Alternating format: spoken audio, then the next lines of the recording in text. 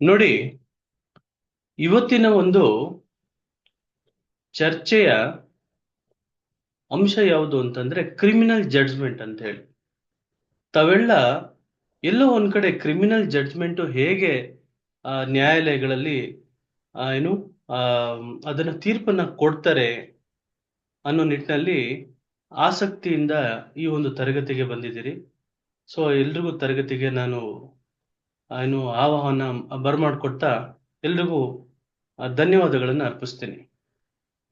ನೋಡಿ, ನಿಮಗೆ ನಾನು ಈ ತರಗತಿಯನ್ನು ಶುರು ಮಾಡ್ಲಿಕ್ಕಿಂತ ಮುಂಚೆ ಕೆಲವೊಂದು ಇನ್ಸ್ಟೆನ್ಸಸ್ಗಳನ್ನ ದೃಷ್ಟಾಂತಗಳನ್ನ ಹೇಳ್ತೀನಿ. ಸೊ ಇದರಿಂದ ತಾವು ಸಾಕಷ್ಟು ವಿಚಾರಗಳನ್ನ ಅನಲೈಸ್ ಮಾಡ್ತಾ ಹೋಗ್ತೀರಿ. ನೋಡಿ, ಮೊದಲನೇದು ನಿಮ್ಗ ಈಗ ನೋಡಿ, ಮೊದಲನೇ ನಾ ಮಾತಾಡ್ತೇನೆ. ಒಂದು ದೃಷ್ಟಾಂತ ಯಾವುದು ಅಂತಂದ್ರೆ, ಗಂಡ ಹೆಂಡತಿ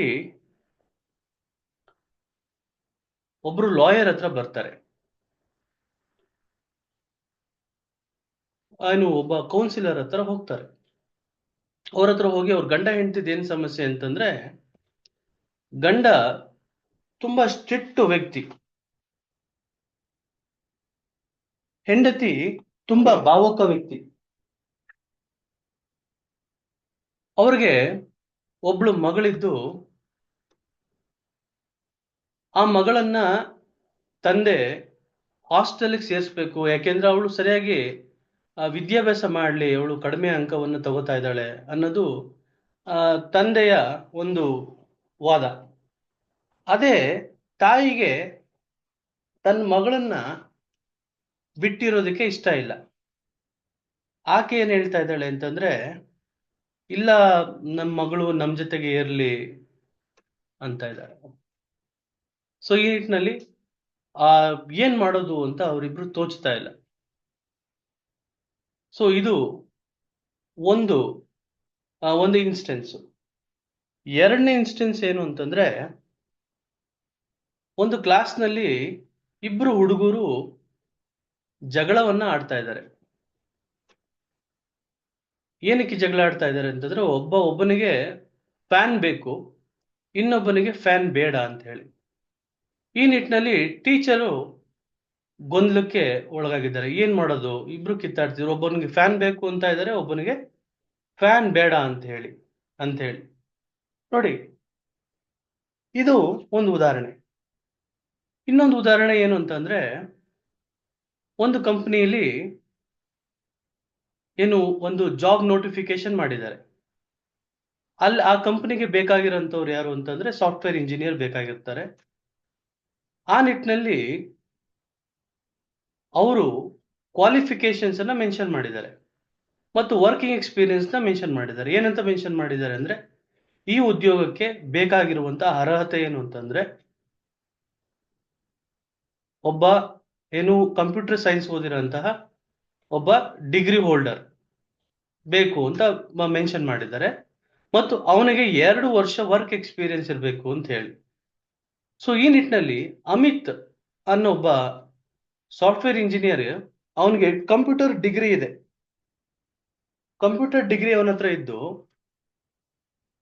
ಅವನಿಗೆ ಕೇವಲ 1 ವರ್ಷದ ಎಕ್ಸ್ಪೀರಿಯನ್ಸ್ ಇದೆ. ಈ ನಿಟ್ಟಿನಲ್ಲಿ ಮ್ಯಾನೇಜರು ಯಾರು ಕ್ಯಾಂಡಿಡೇಟ್ಸ್ಗಳನ್ನ ಸೆಲೆಕ್ಟ್ ಮಾಡೋ ನಿಟ್ಟಿನಲ್ಲಿ ಗೊಂದಲಕ್ಕೆ ಒಳಗಾಗಿದ್ದಾನೆ. ನೋಡಿ, ಈ 3 ಇನ್ಸ್ಟೆನ್ಸಸ್ ಅಲ್ಲೂ ನಾವು ಯೋಚನೆ ಮಾಡ್ತೀವಿ ಏನ್ ಮಾಡೋದು ಅಂತ ಹೇಳಿ. ನೋಡಿ, ಪ್ರತಿಯೊಂದು ಸಂದರ್ಭದಲ್ಲೂ ಎಲ್ಲರೂ ಅಷ್ಟೇನೆ, ಇಲ್ಲಿ ಕೇವಲ ನ್ಯಾಯಾಲಯಗಳು ಮಾತ್ರ ಜಡ್ಜ್ಮೆಂಟ್ ಅನ್ನ ಮಾಡಲ್ಲ. ನಾವು ಸಹ ದಿನನಿತ್ಯದ ಜೀವನದಲ್ಲಿ ಜಡ್ಜ್ಮೆಂಟ್ ಅನ್ನ ಮಾಡ್ತಾನೆ ಇರ್ತೀವಿ. ಒಬ್ಬ ವ್ಯಕ್ತಿ ನಮ್ಮ ಹತ್ರ ಬಂದ್ರೆ, ಇಂಥ ವ್ಯಕ್ತಿ ಈಗಿರ್ಬೋದು. ಈಗ ಯಾರೋ ಒಬ್ಬ ಡಾಕ್ಟರ್ ಹತ್ರ ನಾನು ಹೋಗಿ ಕನ್ಸಲ್ಟೇಷನ್ ಮಾಡಬೇಕು, ಆ ಡಾಕ್ಟರ್ ಒಳ್ಳೆಯವರ ಕೆಟ್ಟವರ ಹೇಗೆ? ಸೊ ನಾವು ಜಡ್ಜ್ಮೆಂಟ್ ಮಾಡ್ತಾನೆ ಇರ್ತೀವಿ. ಈಗ ಒಂದು ಕ್ಲಾಸ್ ತರಗತಿ ಆಗ್ತಾ ಇದೆ, ಇದೊಂದು ಸಂಸ್ಥೆ ಮಾಡ್ತಾ ಇದೆ ಅಂದ್ರೆ ಈ ಸಂಸ್ಥೆ ಮೇಲೆ ಒಂದು ಜಡ್ಜ್ಮೆಂಟ್ ಮಾಡ್ತೇವೆ. ಸೊ ಹಂಗೆ ಜಡ್ಜ್ಮೆಂಟ್ ಪ್ರತಿ ದಿನನಿತ್ಯ ನಾವು ಮಾಡ್ತಾನೆ ಇರ್ತೀವಿ. It is highly impossible to become a non judgmental. So it is very difficult. But at the same time the court will do judgments ಅಂತ ಪ್ರಶ್ನೆಯನ್ನ ಕೇಳಿದ್ರೆ, the court will do judgments on what aspect and what parameters ಅನ್ನೋದು ತುಂಬಾ important. ಯಾವ ಆಧಾರದ ಮೇಲೆ court judgment ಅನ್ನ ತಗೊಳುತ್ತೆ, ಅದು ಪರ್ಟಿಕ್ಯುಲರ್ ಆಗಿ ಕ್ರಿಮಿನಲ್ ಕೇಸಸ್ ಅಲ್ಲಿ ಯಾವ ಅಂಶಗಳನ್ನ ನ್ಯಾಯಾಲಯ ಪರಿಗಣಿಸುತ್ತೆ ಅನ್ನೋದು ತುಂಬಾ ಇಂಪಾರ್ಟೆಂಟ್. ಸೊ ಆ ನಿಟ್ಟಿನಲ್ಲಿ ಸೊ ಈ ಜಡ್ಜ್ಮೆಂಟ್ ಅನ್ನೋದು ತುಂಬಾ ಇಂಪಾರ್ಟೆಂಟ್ ಆಗುತ್ತೆ. ಸೊ ಈ ಒಂದು ಏನು ಜಡ್ಜ್ಮೆಂಟ್ ಅನ್ನ ನಾವು ಅರ್ಥೈಸ್ಕೋಬೇಕಾದ್ರೆ, ನಾನು ಈ ಮುಂಚೆ ತರಗತಿಗಳಲ್ಲಿ ಹೇಳ್ತಾ ಇದ್ದೆ.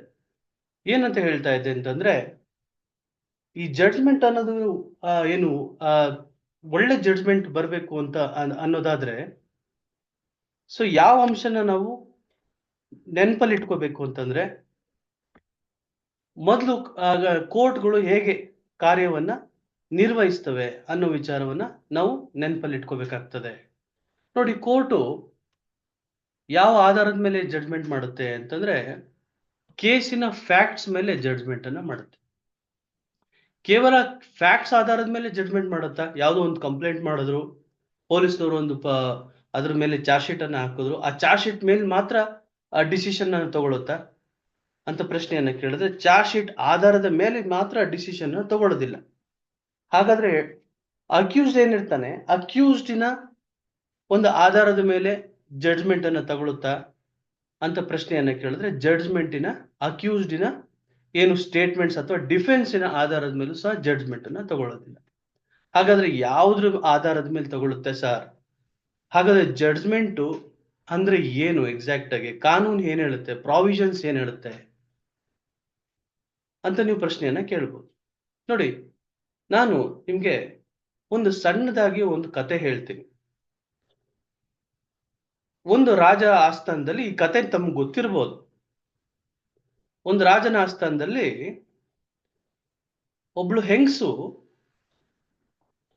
ಇಬ್ರು ಹೆಂಗಸರು ಒಂದು ಮಗುವಿಗೋಸ್ಕರ ಕಿತ್ತಾಡ್ತಾ ಇರ್ತಾರೆ. ಅವ್ರನ್ನ ಭಟ್ರು ಏನು ಆ ಸೈನಿಕರು ಏನ್ ಮಾಡ್ತಾರೆ, ಆ ಇಬ್ರು ಹೆಂಗಸರನ್ನ ಆ ರಾಜನ ಒಂದು ಕೋರ್ಟ್ಗೆ ಕರ್ಕೊಂಡ್ ಬರ್ತಾರೆ. ರಾಜನ ಒಂದು ಕೋರ್ಟ್ಗೆ ಕರ್ಕೊಂಡ್ಬಂದು ಕೋರ್ಟ್ ಮುಂದೆ ನಿಲ್ಲಿಸ್ತಾರೆ. ರಾಜ ಪ್ರಶ್ನೆಯನ್ನ ಕೇಳ್ತಾನೆ. ಏನ್ ಪ್ರಶ್ನೆಯನ್ನ ಕೇಳ್ತಾನೆ ಅಂತಂದ್ರೆ, ಏನು ನಿಮ್ದು ಸಮಸ್ಯೆ? What is the controversy between you people ಅಂತ ರಾಜ ಪ್ರಶ್ನೆಯನ್ನ ಮಾಡ್ತಾನೆ.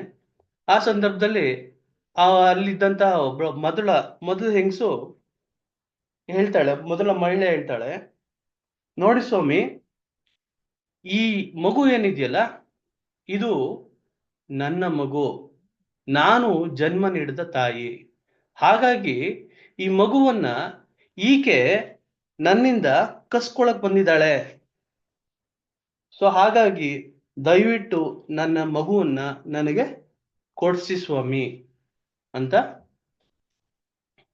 ಆಕೆ ಹೇಳ್ತಾಳೆ. ತಕ್ಷಣ, ಇಲ್ಲ ಸ್ವಾಮಿ, ಆಕೆನ ನಂಬೇಡಿ, ಅವಳು ಬಹಳ ಮೋಸಗಾತಿ, ಈ ಮಗು ನಂದು ಅಂತ ಜೋರ ಕಿರಿಸ್ತಾಳೆ. ತುಂಬಾ ಅಗ್ರೆಸಿವ್ ಆಗಿ ಆ ಮಗುವನ್ನ ಕಿತ್ಕೊಳಕ್ ಹೋಗ್ತಾಳೆ. ರಾಜ ತಡಿತಾನೆ. ರಾಜ ಕೇಳ್ತಾನೆ, ಯಾಕಮ್ಮ ಅಂದಾಗ, ಇಲ್ಲ, ಈ ಮಗು ನಂದು ಅಂತ ಒಬ್ಳು ಹೇಳ್ತಾಳೆ. ಇನ್ನೊಬ್ಳು, ಈ ಮಗು ನಂದು ಅಂತ ಒಬ್ಳು ಹೇಳ್ತಾಳೆ. ಸೊ ಈ ಸಂದರ್ಭದಲ್ಲಿ ರಾಜ ಒಂದು ನಿರ್ಧಾರಕ್ಕೆ ಬರ್ತಾನೆ. ನಿರ್ಧಾರಕ್ಕೆ ಬಂದು ಒಂದು ಭಟ್ರರಿಗೆ ಆದೇಶವನ್ನ ಮಾಡ್ತಾನೆ. ನೋಡ್ರಿ, ಆ ಮಗು ಏನಿದೆಯಲ್ಲ, ಆ ಮಗುವನ್ನ 2 ಭಾಗವಾಗಿ ನೀವು ಕತ್ತರಿಸ್ಬಿಟ್ಟು ಆ ಇಬ್ರು ಹೆಂಗಸರುಗಳಿಗೂ ಕೊಟ್ಬಿಡ್ರಿ, ಅವಾಗ ಪ್ರಾಬ್ಲಮ್ ಸಾಲ್ವ್ ಆಗುತ್ತೆ ಅಂತ ಹೇಳ್ತಿದ್ದಂಗೆನೆ ನಿಜವಾದ ತಾಯಿ ಏನ್ ಮಾಡ್ತಾಳೆ, ದಯವಿಟ್ಟು ಬೇಡ ಸ್ವಾಮಿ, ಈ ಮಗು ಎಲ್ಲೋ ಒಂದ್ ಕಡೆ ಚೆನ್ನಾಗಿದ್ಬಿಡ್ಲಿ, ಆದ್ರೆ ಕತ್ತರಿಸೋದ್ ಮಾತ್ರ ಬೇಡ, ಆ ಮಗು ಜೀವಂತವಾಗಿ ಉಳಿಬೇಕು ಅಂತ ಹೇಳಿ ಕಣ್ಣೀರ್ ಹಾಕೊಂತ ಆ ಮಗುವನ್ನ ಇವಳೆ ಸಾಕ್ಲಿ, ತೊಂದರೆ ಇಲ್ಲ ನನಗೆ ಅಂತ ಕೊಡ್ತಾಳೆ. ರಾಜನಿಗೆ ಅರ್ಥ ಆಗ್ಬಿಡುತ್ತೆ. ಅವಳು ಇನ್ನೊಬ್ಳು ಏನ್ ಮಾಡ್ತಾಳೆ, ಅದಕ್ಕೆ ಯಾವುದೇ ರೀತಿಯಾದಂತ ಪ್ರತಿಸ್ಪಂದಿಸ್ತಾ ಇರಲ್ಲ, ಆಕೆ ಸುಮ್ಮನೆ ನಿಂತಿರ್ತಾಳೆ. ಅಂತ ಸಂದರ್ಭದಲ್ಲಿ ರಾಜನಿಗೆ ಅರ್ಥ ಆಗುತ್ತೆ, ನಿಜವಾದ ತಾಯಿ, ಮಗುವಿನ ತಾಯಿ ಯಾರು ಅಂತ. ತಕ್ಷಣ ಭಟ್ರನ್ನ ಕರೆದು ಇವಳನ್ನ ಸೆರೆಮನೆಗೆ ಕಳಿಸಿ ಅಂತ ಹೇಳಿ ತಕ್ಷಣ ಆ ಮಗುವನ್ನ ಇಟ್ಕೊಂಡು ಆ ಮಗುವನ್ನ ನಿಜವಾದ ತಾಯಿಗೆ ಕೊಡ್ತಾರೆ. ನೋಡಿ, ಯಾಕೆ ಈ ಪ್ರಶ್ನೆಯನ್ನ ನಾನು ಹೇಳ್ತಾ ಇದ್ದೀನಿ ಅಂತಂದ್ರೆ, ಈ ಎಲ್ಲಾ ಜಡ್ಜ್ಮೆಂಟ್ಗಳು, ಪ್ರತಿಯೊಂದು ಜಡ್ಜ್ಮೆಂಟ್ಗಳು, ಆ ಜಡ್ಜ್ಮೆಂಟಿನ ಹಿಂದೆ ಒಂದು ತರ್ಕಬದ್ಧವಾದಂತಹ ಆ ತರ್ಕ ಒಂದು ನಡೆದಿರುತ್ತೆ, ಅಥವಾ ಆ ಒಂದು ನಿರ್ಧಾರ ತಗೊಳ್ಳೋದಕ್ಕೆ ಒಂದು ರೀಸನ್ಸ್ ಅಂತ ಇರ್ತದೆ. ಆ ರೀಸನ್ಸು ಇಲ್ದಲೆ ಯಾವ್ದಾದ್ರೂ ಒಂದು ತೀರ್ಪುಗಳಿದೆಯಾ ಸರ್ ಅಂತ ನೀವು ಪ್ರಶ್ನೆಯನ್ನ ಕೇಳಿದ್ರೆ, ಆ ಯಾವುದೇ ತೀರ್ಪುಗಳು ಸಹ ಅದರಲ್ಲಿ ಇರೋದಿಲ್ಲ. ತರ್ಕ ಇಲ್ದಲೆ ಯಾವ ತೀರ್ಪು ಸಹ ಇರೋದಿಲ್ಲ. So in every order or a judgement there will be a reasons. Reasoned judgement, every judgement should be reasoned. ಸುಮ್ನೆ ನಾವು ಜಡ್ಜ್ಮೆಂಟ್ ಅಲ್ಲಿ ಆಗ್ಬಾರ್ದು ಅಂತಾರೆ.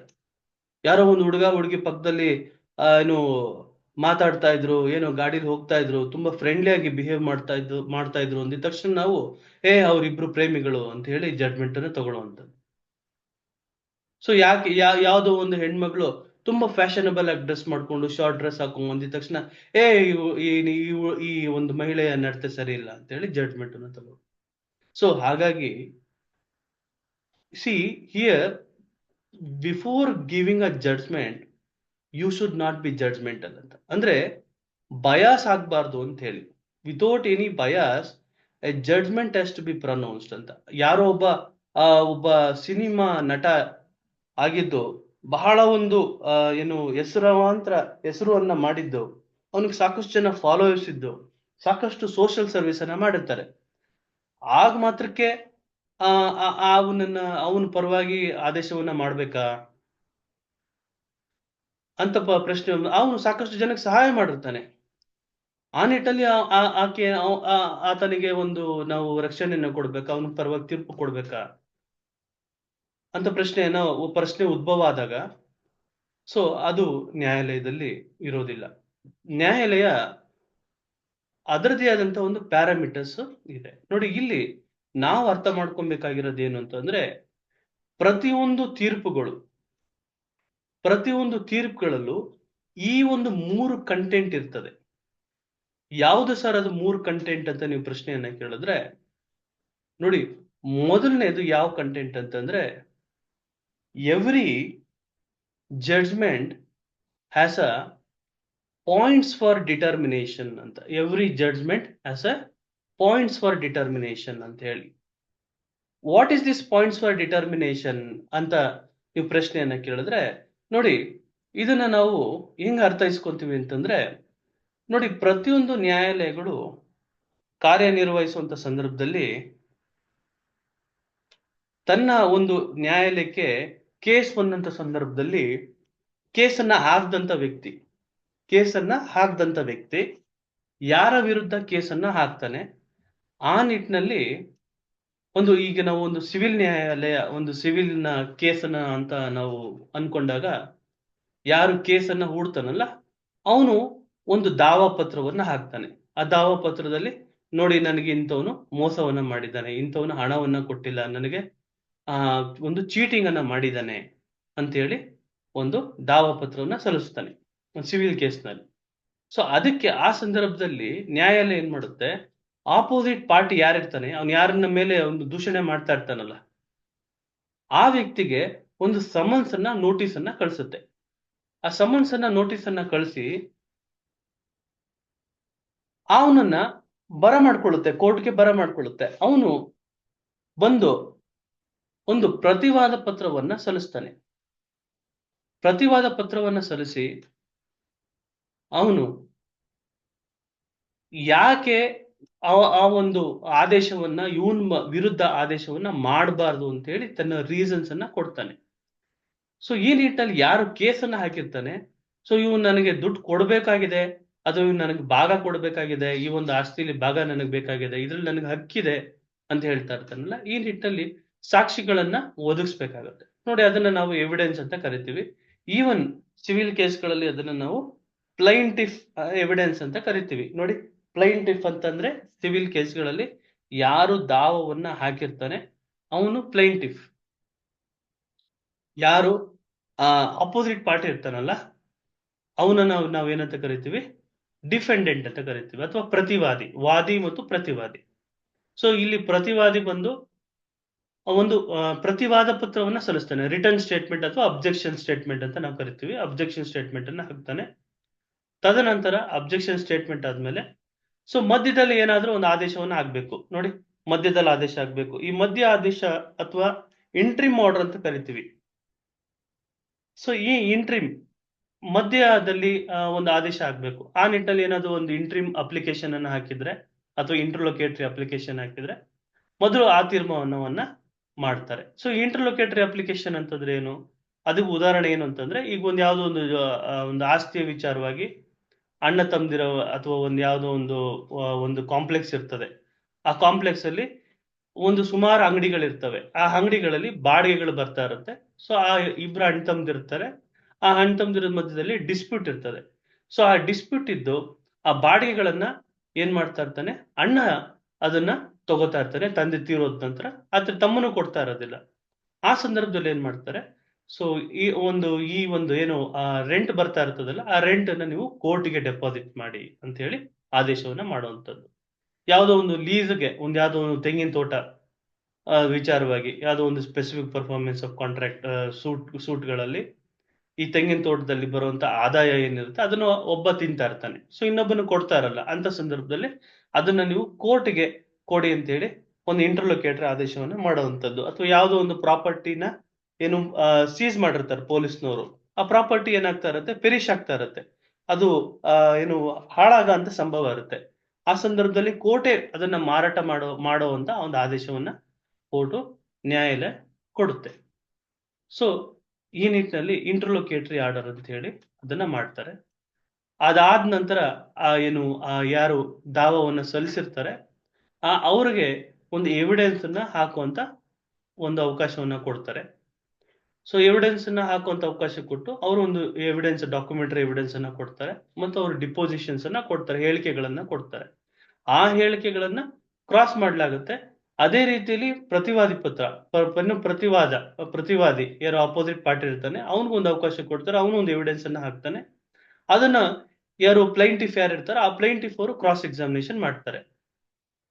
ಸೊ ತದನಂತರ ಏನಾಗುತ್ತೆ, ಆರ್ಗ್ಯುಮೆಂಟ್ಸ್ ಆಗುತ್ತೆ. ಆರ್ಗ್ಯುಮೆಂಟ್ ಇಬ್ಬರ ಕಡೆಯಿಂದನೂ ಆರ್ಗ್ಯುಮೆಂಟ್ಸ್ ಆಗುತ್ತೆ. ಆರ್ಗ್ಯುಮೆಂಟ್ ಅನ್ನ ಕೇಳ್ತಾರೆ. ತದನಂತರ ಜಡ್ಜ್ಮೆಂಟ್ಗೆ ಪೋಸ್ಟ್ ಮಾಡ್ತಾರೆ. ನೋಡಿ, ಇದು ಕೇವಲ ಸಿವಿಲ್ ನ್ಯಾಯಾಲಯಕ್ಕೆ ಮಾತ್ರ ಈ ಒಂದು ಸ್ಟೇಜಸ್ ಅಪ್ಲೈ ಆಗುತ್ತೆ ಎಂದಲ್ಲ, ಇದು ಕ್ರಿಮಿನಲ್ ಕೇಸ್ಗಳಿಗೂ ಅಪ್ಲೈ ಆಗುತ್ತೆ. ಈಗ ನಾನು ಹೇಳಿದ್ನಲ್ಲ, ಒಬ್ಬ ವಾದಿ ಅಂತ ಇರ್ತಾನೆ, ಕಂಪ್ಲೇಂಟ್ ಕೊಟ್ಟವನೊಬ್ಬ ಇರ್ತಾನೆ, ಫೈಲ್ ಮಾಡಿದವನೊಬ್ಬ ಇರ್ತಾನೆ, ಅಪೋಸಿಟ್ ಪಾರ್ಟಿ ಇರ್ತಾನೆ. ಸೊ ಈ ಅಪೋಸಿಟ್ ಪಾರ್ಟಿ ಇಬ್ರಿಗೂ ಎವಿಡೆನ್ಸ್ ಅನ್ನ ಪೋಸ್ಟ್ ಮಾಡೋಕೆ ಅವಕಾಶವನ್ನ ಕೊಡ್ತಾರೆ. ತದನಂತರ ಎವಿಡೆನ್ಸ್ ಅನ್ನ ಪೋಸ್ಟ್ ಮಾಡ್ತಾರೆ. ಸೊ ಎವಿಡೆನ್ಸ್ ಅನ್ನ ಪೋಸ್ಟ್ ಮಾಡಾದ ನಂತರ ಆರ್ಗ್ಯುಮೆಂಟ್ಸ್ ಅನ್ನ ಮಾಡ್ತಾರೆ. ಆರ್ಗ್ಯುಮೆಂಟ್ಸ್ ಆದ ನಂತರ ಜಡ್ಜ್ಮೆಂಟ್ಗೆ ಪೋಸ್ಟ್ ಮಾಡ್ತಾರೆ. ನೋಡಿ, ಯಾವುದೇ ಒಂದು ಸಂದರ್ಭದಲ್ಲಿ ಸಿವಿಲ್ ಕೇಸ್ಗಳಲ್ಲಿ ಆಯ್ತಾ, ಈ ಪ್ಲೈಂಟಿಫ್ ಮತ್ತು ಡಿಫೆಂಡೆಂಟ್ ಏನಿರ್ತಾರೆ ಇವರ ಇಬ್ಬರ ನಡುವೆ ಯಾವ ಒಂದು ಪಾಯಿಂಟ್ಗೆ ಇವರಿಬ್ಬರು ಕಿತ್ತಾಡ್ತಾ ಇದ್ದಾರೆ, ಇವರಿಬ್ಬರಲ್ಲಿ ಭಿನ್ನಾಭಿಪ್ರಾಯ ಇದೆ ಅಂತ ಹೇಳಿ ಕೋರ್ಟು ಫ್ರೇಮಿಂಗ್ ಆಫ್ ಇಶ್ಯೂಸ್ ಅಂತ ಮಾಡುತ್ತೆ. ಇಶ್ಯೂಸ್ ಅನ್ನ ಫ್ರೇಮ್ ಮಾಡುತ್ತೆ. ನೀವು ಪ್ರಶ್ನೆಯನ್ನ ಕೇಳ್ಬೋದು, ವಾಟ್ ಈಸ್ ಇಶ್ಯೂಸ್ ಅಂತಂದ್ರೆ, issues is nothing but controversy between the two parties where one party asserts and the other party denies ಅಂತ. ಒಂದ್ ಪಾರ್ಟಿ ಅಸರ್ಟ್ ಮಾಡ್ತಾ ಇರ್ತಾನೆ, ಇನ್ನೊಬ್ಬ ಪಾರ್ಟಿ ಅದನ್ನ ಡಿನೈ ಮಾಡ್ತಾ ಇರ್ತಾನೆ. ಸೊ ಈ ಒಂದು ಅಂಶನ ನಾವೇನಂತ ಕರಿತೀವಿ, ಇಶ್ಯೂ ಅಂತ ಕರಿತೀವಿ. ನೋಡಿ, ಈಗ ನಾನು ನಿಮ್ಗೊಂದು ಉದಾಹರಣೆ ಕೊಟ್ಟೆ, ಕೂಲ್ನಲ್ಲಿ ಇಬ್ರು ಕಿತ್ತಾಡ್ತಾ ಇದ್ದಾರೆ ಅಂತ ಹೇಳಿ. ಇಲ್ಲಿ ವಾಟ್ ಈಸ್ ದ ಇಶ್ಯೂ ಅಂತ ಪ್ರಶ್ನೆಯನ್ನ ಕೇಳಿದ್ರೆ, ಇಶ್ಯೂ ಈಸ್ ದಿ ಫ್ಯಾನ್ ಅಂತ ಹೇಳಿ. They require the cooling effect. ಒಬ್ಬನಿಗೆ ತಣ್ಣಗಾಗ್ಬೇಕು, ಹಾಗಾಗಿ ಫ್ಯಾನ್ ಆಗ್ಬೇಕು ಅಂತ ಫ್ಯಾನ್ ಆಫ್ ಮಾಡುವಂತ ಒಬ್ಬನಿಗೆ ಚಳಿ ಆಗ್ತಾ ಇದೆ, ಒಬ್ಬನಿಗೆ ಸೆಕೆ ಆಗ್ತಾ ಇದೆ. So that is the issue, fan is the issue. ಆಯ್ತಾ? ಸೊ ಇನ್ನೊಂದು ನಾನು ನಿಮ್ಗೆ ಉದಾಹರಣೆಯನ್ನ ಕೊಟ್ಟೆ. ಏನಂತ ಕೊಟ್ಟೆ ನಾನು, ತಂದೆ ತನ್ನ ಮಗಳನ್ನ ಹಾಸ್ಟೆಲ್ಗೆ ಸೇರಿಸ್ಬೇಕು ಅಂತ, ಅದೇ ತಾಯಿಗೆ ಹಾಸ್ಟೆಲ್ ಸೇರಿಸಬಾರದು ಅಂತ. ಸೊ ಈ ನಿಟ್ಟಿನಲ್ಲಿ ಇಬ್ಬರ ನಡುವೆ ಏನ್ ಇಶ್ಯೂ ಇದೆ ಅಂತ ಪ್ರಶ್ನೆಯನ್ನ ಕೇಳಿದ್ರೆ, ಮಗಳ ಎಜುಕೇಶನ್ ಈಸ್ ದ ಇಶ್ಯೂ. ನೋಡಿ, ಮಗಳ education is the issue. So ಹಾಗಾಗಿ, so here even in criminal cases, the court will frame issues in the name of points for consideration ಅಂತ ಹೇಳಿ. ನೋಡಿ, ಪಾಯಿಂಟ್ಸ್ ಫಾರ್ ಕನ್ಸಿಡರೇಷನ್ ಅಂತೆ. ಏನಿದು ಪಾಯಿಂಟ್ಸ್ ಫಾರ್ ಕನ್ಸಿಡರೇಷನ್ ಅಥವಾ points for determination? ಯಾವ ಒಂದು ವಿಚಾರವನ್ನ ಡಿಟರ್ಮೈನ್ ಮಾಡಬೇಕು ಅಂತ ಹೇಳಿ. ಸೊ ಈ ನಿಟ್ಟಿನಲ್ಲಿ ನಾನು ಸಿವಿಲ್ ಕೇಸಲ್ಲಿ ಹೇಳ್ತಾ ಇದ್ದೆ, ಒಬ್ಬ ವಾಲಂಟರಿ ಬಂದು ಕೇಸನ್ನ ಹಾಕ್ತಾನೆ.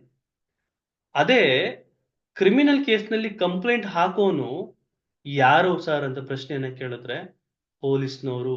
The police will file the complaint. So complaint here in sense, in criminal cases, complaint means any information which which includes the cognizable offense taken place, where that information is being forwarded to a magistrate amounts to a complaint. ನಾವು ಹೋಗಿ station ಅಲ್ಲಿ complaint ಕೊಡ್ತೀವಲ್ಲ, it is not a complaint, it is only an information. ಹಾಗಾಗಿ it is first information report.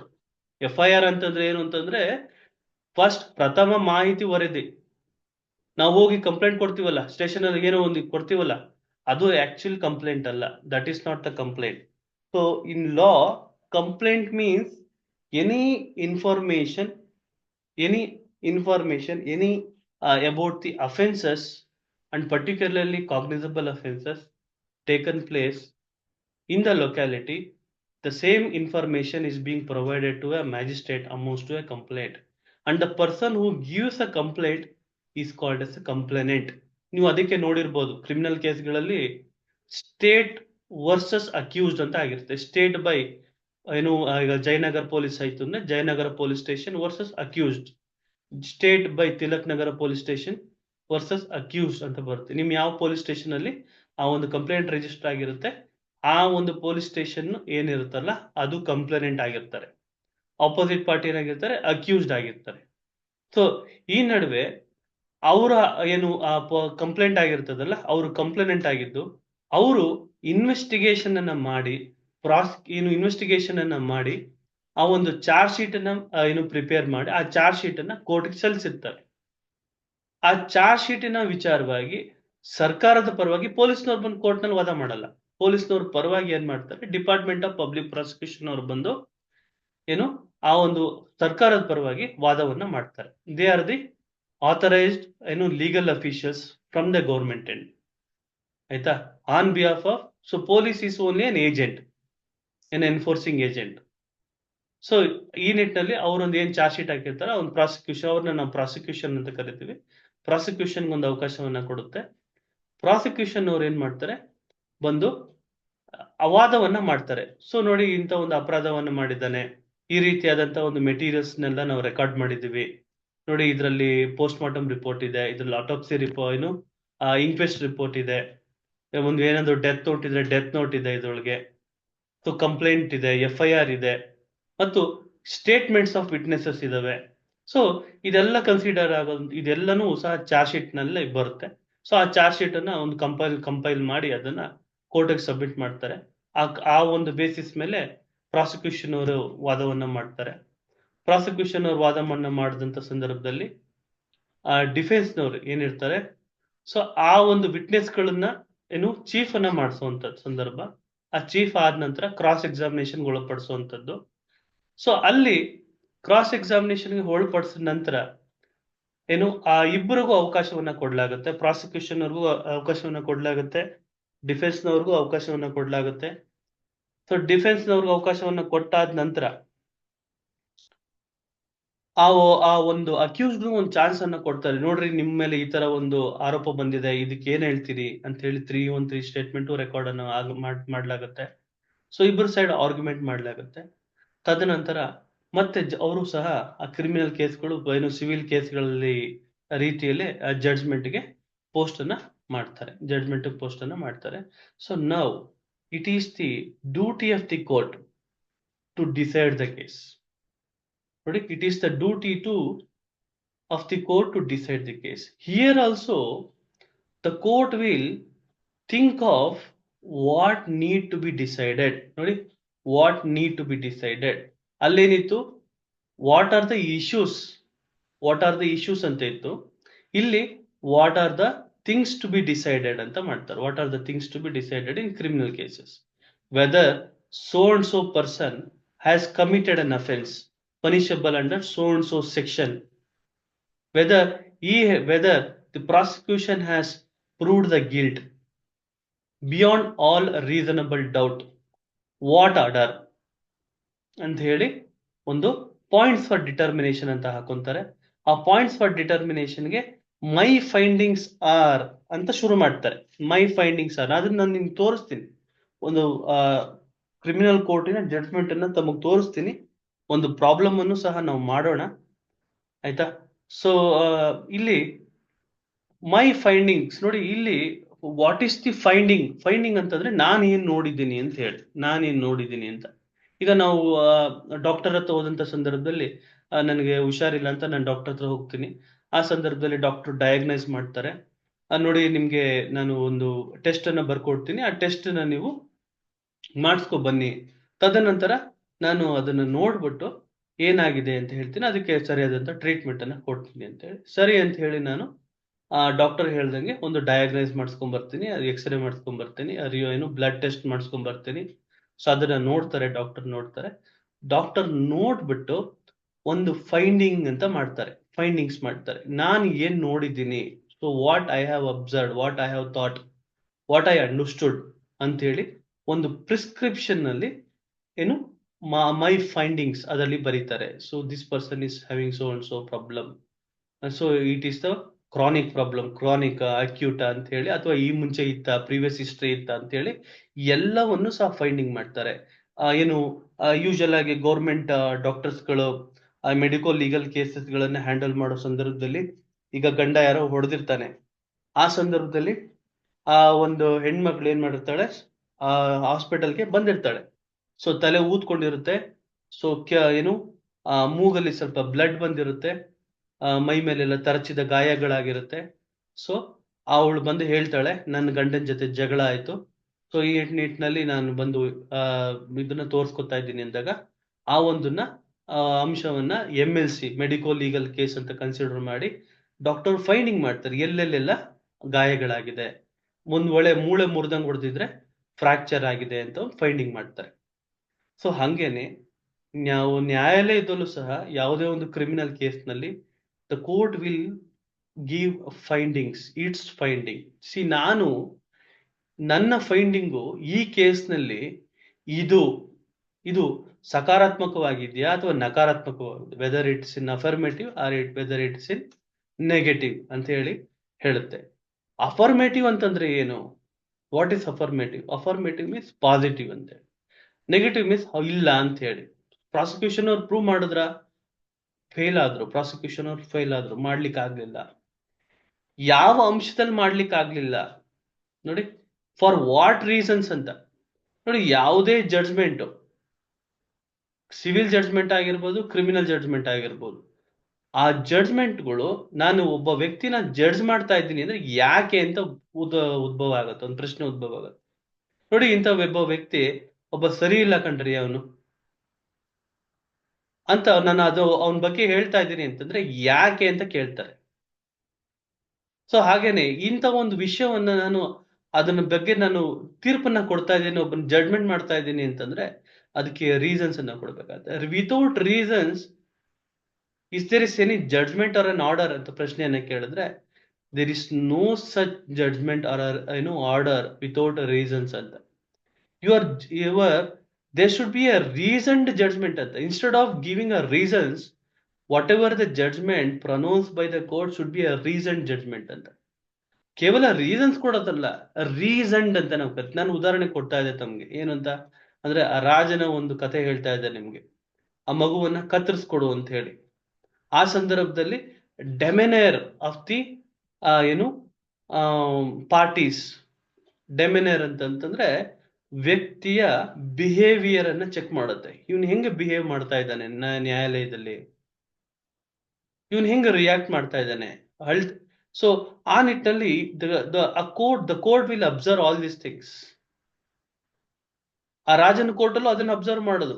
ಮಗುನ ಕತ್ತರಿಸಿ ಅಂತ ಹೇಳಿದ ತಕ್ಷಣ ನಿಜವಾದ ತಾಯಿ ಕಿರ್ಚುದ್ಲು, ಬೇಡ ಬೇಡ ಆ ಮಗುನ ಅವಳ ಹತ್ರನೇ ಬಿಟ್ಬಿಡಿ, ಆ ಮಗು ಎಲ್ಲ ಒಂದ್ ಕಡೆ ಜೀವಂತವಾಗಿರ್ಲಿ ಅಂತ ಇದ್ಲು. ಬಟ್ ಇನ್ನೊಬ್ಳು ಸುಮ್ಮನೆ ನಿಂತಿದ್ಲು. The court will observe. So this is called as reasoning ಅಂತ. ಇದನ್ನ ನಾವು ಅಂದ್ರೆ ತರ್ಕವಾಗಿ ಮಾಡುವಂಥದ್ದು. ನೋಡಿ, ಯಾವುದೇ ಕೇಸ್ ಆಗ್ಲಿ, the case should come to a logical end ಅಂತ. ಒಂದು ತರ್ಕಬದ್ಧವಾಗಿ ಆ ಕೇಸ್ ಇತ್ಯರ್ಥ ಆಗ್ಬೇಕು ಅಂತ ಹೇಳಿ. ಆ ಇತ್ಯರ್ಥ ಆಗೋ ನಿಟ್ಟಿನಲ್ಲಿ 100 ಜನ ಏನು ಅಪರಾಧಿಗಳಿಗೆ ಶಿಕ್ಷೆ ಆದ್ರಲ್ಲೂ ಆಗ್ದಲ್ಲಿದ್ರು ಪರವಾಗಿಲ್ಲ, ಆದ್ರೂ ಒಬ್ಬ ನಿರಪರಾಧಿಗೆ ಶಿಕ್ಷೆ ಆಗ್ಬಾರ್ದು ಅನ್ನೋದು ಕೋರ್ಟಿನ ಕಾನ್ಸೆಪ್ಟ್. ನಾನು ಹೇಳ್ತಾ ಇದ್ದೆ ಈ ಮುಂಚೆ ಪ್ರಪೋಸಿಷನ್ ಆಫ್ ಲಾ ಅಂತ. ಅಂದ್ರೆ ಪ್ರಪೋಸಿಷನ್ ಆಫ್ ಲಾ ಅಂತಂದ್ರೆ ಏನು ಅಂತಂದ್ರೆ ಲಾ ಇಸ್ ದಿಸ್ ಅಂತ. ಅಂದ್ರೆ ನನ್ಗೇನೋ ಅಪರಾಧ ಮಾಡ್ಬಿಟ್ಟಿದ್ದೀನಿ, ನಾನು ಈ ಅಪರಾಧ ಮಾಡೋದ್ ನನ್ಗೆ ಗೊತ್ತಿರ್ಲಿಲ್ಲ, ಸದನದಲ್ಲಿ ನಾನು ಏನೋ ಒಂದು ಮಾತಾಡ್ತಾ ಇದ್ದೀನಿ, ಯಾರೋ ಒಬ್ಬೊಬ್ರ ಬಗ್ಗೆ ಅವ್ಯಾಚ ಶಬ್ದದಿಂದ ಮಾತಾಡ್ತಿದ್ದೀನಿ. ಸೊ ಈ ನಿಟ್ಟಿನಲ್ಲಿ ಅದು ಮಾತಾಡ್ತಿರೋದು ನನ್ಗೆ ಗೊತ್ತಿಲ್ಲ, ಇದು ತಪ್ಪಲ್ಲ ಅಂತ ನಂಗೆ ಗೊತ್ತಿಲ್ಲ ಅಂತ ನಾವು ಏನು ಇದು ನನಗೆ ಕಾನೂನು ಗೊತ್ತಿಲ್ಲ ಅಂತ ಹೇಳಿದ್ರೆ, ಲಾ ಏನ್ ಹೇಳುತ್ತೆ ಅಂದ್ರೆ ignorance of law is of no excuse ಅಂತ ಹೇಳುತ್ತೆ. ಇನ್ನು ignorance of law is of no excuse ಅಂತ ಹೇಳುತ್ತೆ. ಒಬ್ಬ ವ್ಯಕ್ತಿಗೆ ಆಲ್ರೆಡಿ ಶಿಕ್ಷೆಯನ್ನ ಕೊಟ್ಟಿರ್ತಾರೆ, ಅದೇ ವ್ಯಕ್ತಿಗೆ ಇನ್ನೊಂದು ಅದೇ ಒಂದು ಕೇಸ್ ಇನ್ನೊಂದ್ಸಲಿ ಶಿಕ್ಷೆ ಕೊಡ್ಬೋದಾ ಸರ್ ಅಂತ ಕೇಳಿದ್ರೆ ಕೊಡಬಾರ್ದು ಅಂತ ಹೇಳಿ. ಸೊ ಅದನ್ನ ನಾವು ಡಬಲ್ ಜಿಯೋಪಾರ್ಡಿ. ನೋಡಿ, it is settled principle of law ಅಂತ. So that is proposition of law. Law has its own principles. ನೋಡಿ, law has its own principles. Even in criminal cases, FIR, if there is an FIR is delayed and the reasons for delay is not been explained, ಯಾಕೆ delay ಆಯ್ತು ಅಂತ ಅದನ್ನ explain ಮಾಡಿರಲಿಲ್ಲ. If there is a discrepancy in the statement of the witnesses, discrepancy ಬಂತು. If there is a contradictions, so in the statement of the witnesses, ಇವನೊಂಥರ ಹೇಳ್ತಾನೆ, ಅವಳು complaint ಕೊಡೋ ಸಂದರ್ಭದಲ್ಲಿ ಮಚ್ಚಲ್ ಹೊಡೆದ ಅಂತ ಹೇಳ್ತಿರ್ತಾಳೆ, ಅಲ್ಲಿಗೆ ಬಂದು ಇಲ್ಲ ಚಾಕುದಲ್ಲಿ ಚುಚ್ಚದ ಅಂತಾನೆ. ಯಾವ್ದು ಮತ್ತೆ? So discrepancy in the weapon, ಅಲ್ಲೊಂಥರ ಹೇಳ್ತಾ ಇದ್ದಾಳೆ, ಇಲ್ಲೊಂಥರ ಹೇಳ್ತಾ ಇದ್ದಾಳೆ. ಅಥವಾ ಇಂಟ್ರೆಸ್ಟೆಡ್ ವಿಟ್ನೆಸ್ಗಳು ಎಕ್ಸಾಜರೇಷನ್ ಮಾಡ್ತಾರೋದು, ಇವನಿಗೆ ಶಿಕ್ಷೆ ಆಗ್ಲಿ ಅಂತ ಅದನ್ನ ಎಕ್ಸಾಜರೇಟ್ ಮಾಡೋದು ಅನ್ನೋ ಸಂದರ್ಭದಲ್ಲಿ ಅದನ್ನೆಲ್ಲವನ್ನು ಅಪ್ರಿಶಿಯೇಟ್ ಮಾಡ್ಬೇಕು, ಅದನ್ನೆಲ್ಲ ಅಂಶವನ್ನು ನ್ಯಾಯಾಲಯ ಪರಿಗಣಿಸ್ಬೇಕು ಅಂತ ಹೇಳಿ ಅದನ್ನ ಮಾಡುತ್ತೆ. ನೋಡಿ, ಸೊ ಅದನ್ನ ನಾವೇನಂತ ಕರಿತೀವಿ? ಅಪ್ರಿಸಿಯೇಷನ್ ಆಫ್ ಎವಿಡೆನ್ಸಸ್ ಅಂತ ಕರಿತೀವಿ. So while pronouncing a judgment, a judge has to appreciate the evidences properly in that. Whatever the evidences produced and adduced by both the parties should be examined carefully, meticulously by the judge. He has to apply his mind. ನೋಡಿ, ವಿಚಾರಣೆ ಮಾಡ್ತಾ ಇರೋ ಸಂದರ್ಭದಲ್ಲಿ, cross examination ಮಾಡ್ತಾ ಇರೋ ಸಂದರ್ಭದಲ್ಲಿ ಏನಂತ ಹೇಳ್ತಾರೆ ಅಂತಂದ್ರೆ, ನೋಡಿ, ಈ ಮುಂಚೆ ಆ ವ್ಯಕ್ತಿ ನಿಮ್ಮ ಮೇಲೆ ಕಂಪ್ಲೇಂಟ್ ಕೊಟ್ಟಿದ್ದ ಅಲ್ವಾ, ನಿಮ್ಗೂ ಅವನಿಗೂ ಸಹ ಒಂದ್ಸತಿ ಯಾವಾಗೋ ಒಂದ್ಸಲಿ ಕಂಪ್ಲೇಂಟ್ ಆದಂತ ಸಂದರ್ಭದಲ್ಲಿ ನೀವು ಒಂದು ಸತಿ ಜೈಲ್ಗೆ ಹೋಗಿ ಬಂದಿದ್ರಲ್ವಾ ಇನ್ನೊಂದು ಕೇಸ್ನಲ್ಲಿ ಅಂತ ಪ್ರಶ್ನೆಯನ್ನ ಕೇಳಿದಾಗ ಹೌದು ಅಂತ ಹೇಳ್ತಾನೆ. ಅಥವಾ ಈ ಮುಂಚೆ ನಿಮ್ಮ ಒಂದು ಫ್ಯಾಮಿಲಿ ಮೆಂಬರ್ಸ್ಗೆ ಅವನು ನೀವೇನು ಇವನ್ ವಿರುದ್ಧ ಏನು ಆರೋಪಿತ ಯಾರಿದ್ದಾನೆ ಅವರ ಆರೋಪಿತ ವಿರುದ್ಧ ನೀವು ಸಾಕ್ಷಿಯನ್ನ ಕೊಡಕ್ ಬಂದಿದ್ದವರು, ಅದೇ ವ್ಯಕ್ತಿ ನಿಮ್ಮ ಕುಟುಂಬದವ್ರಿಗೆ ಆ ಕುಟುಂಬದವ್ರಿಗೆ ತೊಂದರೆಯನ್ನ ಮಾಡಿದ್ದು, ಆ ನಿಟ್ಟಿನಲ್ಲಿ ಒಂದು ಪೊಲೀಸ್ ಕಂಪ್ಲೇಂಟ್ ಆಗಿತ್ತಲ್ವಾ ಅಂದಾಗ ಅವನೇನಾದ್ರೂ ಹೌದು, so there was a previous animosity ಅಥವಾ ಎನಿಮಿಟಿ ಇತ್ತಲ್ವಾ ಅಂತಂದಾಗ ಅವನು ಹೌದು ಅಂತಂದಾಗ, so that factor will be consider by the court. ಯಾಕೆ ಇವನು ಹಳೆ ದ್ವೇಷವನ್ನ ಇಟ್ಕೊಂಡು ಇವನು ಬಂದು ಕೋರ್ಟಲ್ಲಿ ಸಾಕ್ಷಿಯನ್ನ ನುಡಿತಾ ಇರಬಾರ್ದು ಅನ್ನೋ ನಿಟ್ಟಿನಲ್ಲಿ ಅದನ್ನು ಪರಿಗಣಿಸುತ್ತೆ ಕೋರ್ಟು. ನೋಡಿ, ಸೊ ಈ ನಿಟ್ಟಿನಲ್ಲಿ ದ ಕೋರ್ಟ್ ವಿಲ್ ಕನ್ಸಿಡರ್, ನೋಡಿ, the court will consider the evidences. ನೋಡಿ, ಮೊದಲನೇ ಹಂತದಲ್ಲಿ the court will look into the facts. ಎರಡನೇ ಹಂತದಲ್ಲಿ the court will look into the controversy between the two parties and what are the issues are points for determination. The court will give decision thereafter, and for that decision the court will give reasons. Points for determination, decision, reasons for decision. ನೋಡಿ, ಯಾವುದೇ ನೀವು ತೀರ್ಪನ್ನ ತಗೊಳ್ಳಿ, ಅದಲ್ಲಿ ನಾವು ಅಂತ ಇಷ್ಟೇ ನೋಡ್ಬೇಕಾಗಿರೋದು. Points for determination, criminal ಕೇಸ್ಗಳಲ್ಲಿ points for determination, decision, reasons for decision. ಏನಕ್ಕೆ ಡಿಸಿಷನ್ ಕೊಟ್ರು, ಏನು ಡಿಸಿಷನ್, ಯಾಕೆ ಇವನಿಗೆ ಬೇಲನ್ನ ಮಂಜೂರು ಮಾಡಿದ್ರು ಅಥವಾ ಬೇಲನ್ನ ಯಾಕೆ ಡಿನೈ ಮಾಡಿದ್ರು, ಸೆಷನ್ ಕೋರ್ಟ್ ನಲ್ಲಿ ಯಾಕೆ ಆ ನಟನ ವಿರುದ್ಧ ಏನು ಬೇಲನ್ನ ನಿರಾಕರಣೆ ಮಾಡಲಾಯಿತು, ಹೈಕೋರ್ಟ್ ನಲ್ಲಿ ಯಾಕೆ ಆ ಬೇಲನ್ನ ಕೊಡ್ಲಾಯಿತು ಅಂತ ರೀಸನ್ಸ್ ಅನ್ನ ಕೊಟ್ಟಿರ್ತಾರೆ. ಆ ರೀಸನ್ಸ್ ಅನ್ನ ಇಲ್ದಲೇ ಇದ್ರೆ ನಾವು ಏನು ಮೇಲ್ದರ್ಜೆಯ ಕೋರ್ಟ್ ಅಥವಾ ಮೇಲ್ಮನವಿಯನ್ನ ಸಲ್ಲಿಸ ಅಂತ ಕೋರ್ಟ್, ಅಪೆಲೇಟ್ ಕೋರ್ಟ್ಗೆ ಹೋಗ್ಲಿಕ್ಕೆ ಸಾಧ್ಯನೇ ಇಲ್ಲ. ಹಾಗಾಗಿ ರೀಸನ್ಸ್ ತುಂಬಾ ಇಂಪಾರ್ಟೆಂಟ್ ಆಗುತ್ತೆ. ನೋಡಿ, ಯಾವುದೇ ರೀಸನ್ಸ್ ಅನ್ನ ಕೊಡ್ದಲೆ, ಯಾವುದೇ ಆರ್ಡರ್ ಅನ್ನ ಮಾಡಿದ್ರೆ ಅಥವಾ ಜಡ್ಜ್ಮೆಂಟ್ ಅನ್ನ ಕೊಟ್ಟಿದ್ರೆ ಅಂತ ಜಡ್ಜ್ಮೆಂಟು ಅಂತ ಆರ್ಡರು ಕಾನೂನಲ್ಲಿ ವ್ಯಾಲಿಡ್ ಇಲ್ಲ, it is invalid. It is not a speaking order. Order sheet ಅಲ್ಲಿ ಮೆನ್ಷನ್ ಮಾಡಿದ ತಕ್ಷಣ ಸ್ವಾಮಿ ಇಟ್ ಈಸ್ ಅದು ಫೈನಲ್ ಆಗ್ಬಿಡುತ್ತಾ ಅಂತ ಪ್ರಶ್ನೆ ಕೇಳಿದ್ರೆ, ಆರ್ಡರ್ ಶೀಟ್ ಅಲ್ಲಿ ಬರ್ದಿದ ತಕ್ಷಣ ಅದು ಫೈನಲ್ ಆಗಲ್ಲ. ಇಟ್ ಶುಡ್ ಬಿ ಏನು reasoned. It should be a speaking order. It should speak on what basis an order is being made ಅಂತ ಹೇಳಿ. ಸೊ ಹಂಗಾಗಿ ಆರ್ಡರ್ ಶೀಟ್ ಅಲ್ಲಿ ಮೆನ್ಷನ್ ಮಾಡುವಂತ ಸಂದರ್ಭದಲ್ಲಿ ರೀಸನ್ಸ್ ಗಳನ್ನ ಎಲಿಸಿಟ್ ನ ಮಾಡುವಂತದ್ದು ನಾವು ನ್ಯಾಯಾಲಯಗಳಲ್ಲಿ ನಾವು ನೋಡ್ತೀವಿ. ನೋಡಿ, ಸೊ ಇಲ್ಲಿ ನಾನು ಹೇಳ್ತಾ ಇದ್ದೆ ಯಾವ ಅಂಶದಲ್ಲಿ ಏನು ಕ್ರಿಮಿನಲ್ ಕೇಸ್ಗಳಲ್ಲಿ ಯಾವ ಅಂಶದ ಒಂದು ಆಧಾರದ ಮೇಲೆ ಏನು ತೀರ್ಪುಗಳನ್ನ ಕೊಡ್ಲಾಗ್ತದೆ ಅಂತ ಹೇಳಿ 3 ಅಂಶವನ್ನ ಹೇಳ್ತಾ ಇದ್ದೆ. ಸೊ ಈ ನಿಟ್ಟಿನಲ್ಲಿ ತಮ್ಗೆ ನಾನು ಏನು ಒಂದು ಡಿಸಿಷನ್ ಅನ್ನ ತೋರಿಸ್ತೀನಿ. ಒಂದು ಡಿಸಿಷನ್ ಅನ್ನ I will show you decision, I will show you a problem. ಒಂದು ಪ್ರಾಬ್ಲಮ್ ಅನ್ನ ತೋರಿಸ್ತೀನಿ. ಆ ಪ್ರಾಬ್ಲಮ್ ಅಲ್ಲಿ so you can understand how the court will give a decision ಅಂತ ಹೇಳಿ.